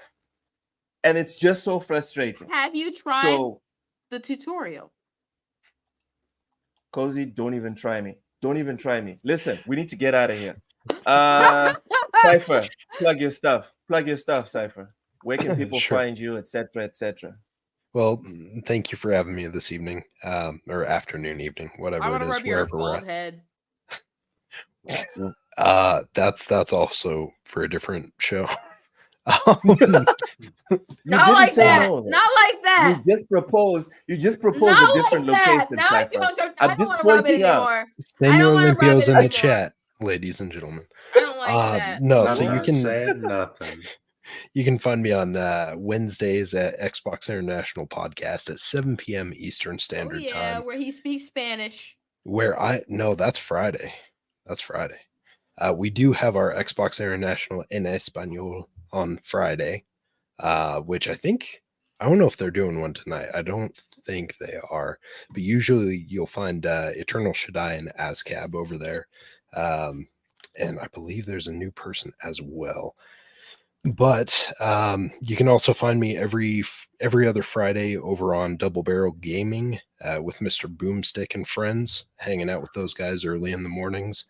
And besides that, you can find me on social media being an asshole, and you can find me on Xbox playing video games. And thank you guys again. Chat, thank you. You guys were awesome. It's great to be hanging out with you guys right before the holiday. Cypher, thank you so much for coming in, man. I'm counting on you to show up many more times next year. As long as you don't kick me out, I will always show up. I've never kicked you out. You kicked him out that one time. You did kick me out that one time. That I was showing my keyboard. You know what? I'm done. Yeah, you did. Tai, please unmute thyself. Plug your stuff. Tell people where you can find you, etc., etc. Hey, first of all, thanks for having me. It's a great chatting with you guys again. If you guys are interested in RPG adventure content analysis on, let's say, Starfield or Mass Effect or any of those kind of games, then check me out at Taya Talks at YouTube. You don't know anything about that stuff. You sure about that? Yeah, I've checked you out, and you know all the things, and I don't appreciate it. So I'm gonna just tell everyone you don't know, and then they're gonna be like, "Let me check you out," because we don't believe this cozy. Reverse psychology 101. There we go. Thanks for the plug. But in terms of like new content I'll be making, I haven't really decided. I probably Baldur's Gate, to be honest. That's probably the next big RPG I'm gonna play. So I'll probably make content on that. So that'll be analysis on characters, analysis on why they do the things they do, who's good, who's bad, why certain decisions are good in the game, etc., etc. So yeah, if anyone's interested in that, then give it a look. And again, thanks for having me, guys. Thanks for coming through. Sterex Man says he wants a new Bloody Roar. Amen. I'll make you Bloody Roar. We need another Bloody Roar. Bloody Roar is owned by Namco. Bandai Namco, correct? Bamco? I have no idea. Yes. I have no idea. I think so. I would love to see it, but like they're probably busy with Tekken and the other games, so probably not. Namco. Is it Namco? No, 18 Rising. That's weird. Is Bandai the publisher? Stylized is a Japanese video game developer and publisher. It was formerly known as Rising. It is known for its shoot 'em ups and licensed fighting games. So 8, it's the logo is like an 8 and then ING. They call themselves 18. Weird, weird as dev. So it was a Hudson Soft one that was developed with 18. Included Activision, Konami, and Virgin Interactive, so that could be a rights issue. That's probably why we haven't gotten a new one. Yeah. Everyone's got their hands on it. Yeah. All right, Matt. Yeah. Plug your stuff, brother. You can find me on Twitter at Matt Likes Games, YouTube Matt Likes Games. That's videos every Monday and Friday, 11 a.m. Eastern, and then on Wednesdays it's a 2-player podcast with myself and Ham Solo, and that is where you can find me. Sometimes you can't find him because he's too busy licking the games. Yes, he licks the games, then he plays them. Exactly what Cozy said. Yep. Cozy, just confirmed, by the way. I will plug Cozy's stuff. Cozy Beluga has a comic book coming out on the 26th of January 2024. I haven't given her permission to speak, so that's why I'm plugging her stuff. You can find her on Twitch. You can find her on Twitter. It's Cozy Beluga, COSYBELUGA. All right, $100 a pop. I hope you guys have been saving. I've been plugging this for months. Even if you guys were saving $10 a month, y'all should have $100 by now. All right. So the 26th of January, Cozy is gonna show us where she's at. Wait, right? $10 a month? That's 100. That's 100. That's like still like 10 months. Yeah, I've been plugging this for almost a year, Cozy. Sorry. Again, did I give you permission to speak? Okay. This girl. Anyways, as I was saying, it's $100. It's $100 a pop. On the 26th, Cozy is gonna come and give us the update on how far the comic is, right? And then she's also gonna share a code. I'm gonna share a code. Ham's gonna share a code. Matt's gonna share a code in the chat, and you guys need to go there and deposit $100. All right? Deal? All right. That's our New Year's resolution. As for TSWS, every Friday we do bullsitting right here with me, Cozy, Matt, Mr. Ham Solo, and special guests, amazing guests like Silent Cypher and Taye Talks, who have been awesome dealing with my rubbish today. On Sundays, I didn't talk enough, and Silent Cypher was not very silent. All right, Ham, why are you doing this, Ham? Why are you kneecapping? Why are you kneecapping our sister in gaming? What are you doing, dude? I'm not scamming anyone. It's $100 a pop, everyone. Anyways, only 4 easy payments of $19.95. On Cypher, don't lean into it, man. Don't lean into it. Anyway, on Sunday, it's my gaming log. Sometimes I do live streams. Sometimes I upload 10 to 20-minute videos talking about whatever within gaming. But sometimes there's some comic stuff. Sometimes there's some movie stuff, etc., etc. Monday, it's the crossover with Ham Solo and K Mega. Tuesday, bullshit. Tuesday is the lowdown with me and Ham. Wednesday is the 2-player podcast on Matt Likes Games channel with Ham featuring. And on Thursdays, it's Behind Them Sticks, where Ham interviews various personalities within and around gaming, right? So we've had some doctors that do like gaming psychology. We've had actual devs on. We've had some personalities like Paris from Kind of Funny Gaming. Like I said earlier at the beginning of the show, we're trying to find space for Phil Spencer, but Ham's very busy, right? And we've made commitments already to other people. So Phil, maybe around March, April, no promises. We'll try and fit you in. Jim Ryan's definitely coming in February because, you know, he's leaving his position soon and he's still going to be hot. So Jim Ryan is definitely getting on Behind Them Sticks. And that's pretty much it. Ladies and gentlemen, this has been an amazing year. We are eternally grateful to the support that you guys have given us. We cracked 1,000. Our goal was to crack 1,000 by the end of the year. We cracked 1,000 2-3 months ago, and y'all are still coming in here supporting us, doing this, doing the super chats, commenting in the comment section, and watching our streams. We appreciate you guys, and we can't wait for all the shenanigans of 2024, and look forward to you guys coming and hanging out with us. Obviously, the first Bull Sitting is going to be next week, Friday, but obviously we're going to have content as the week goes on. So thank you so much for gesticulating over there, Cozy Beluga. Thank you, Silent Cypher, for bringing your golden voice to the show. Tired Talks, thank you so much for your eternal patience and wisdom throughout the show. And Matt, yeah, bud, say it. Go ahead, Matt, say it. I need you. Lick less I games. need you to stop licking.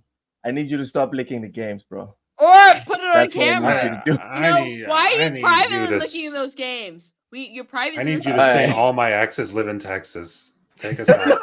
You know what? That's how we're gonna go out this year. All right, here we go. 1, 2, 3, go. All my exes live in Texas. Nah, nah, nah.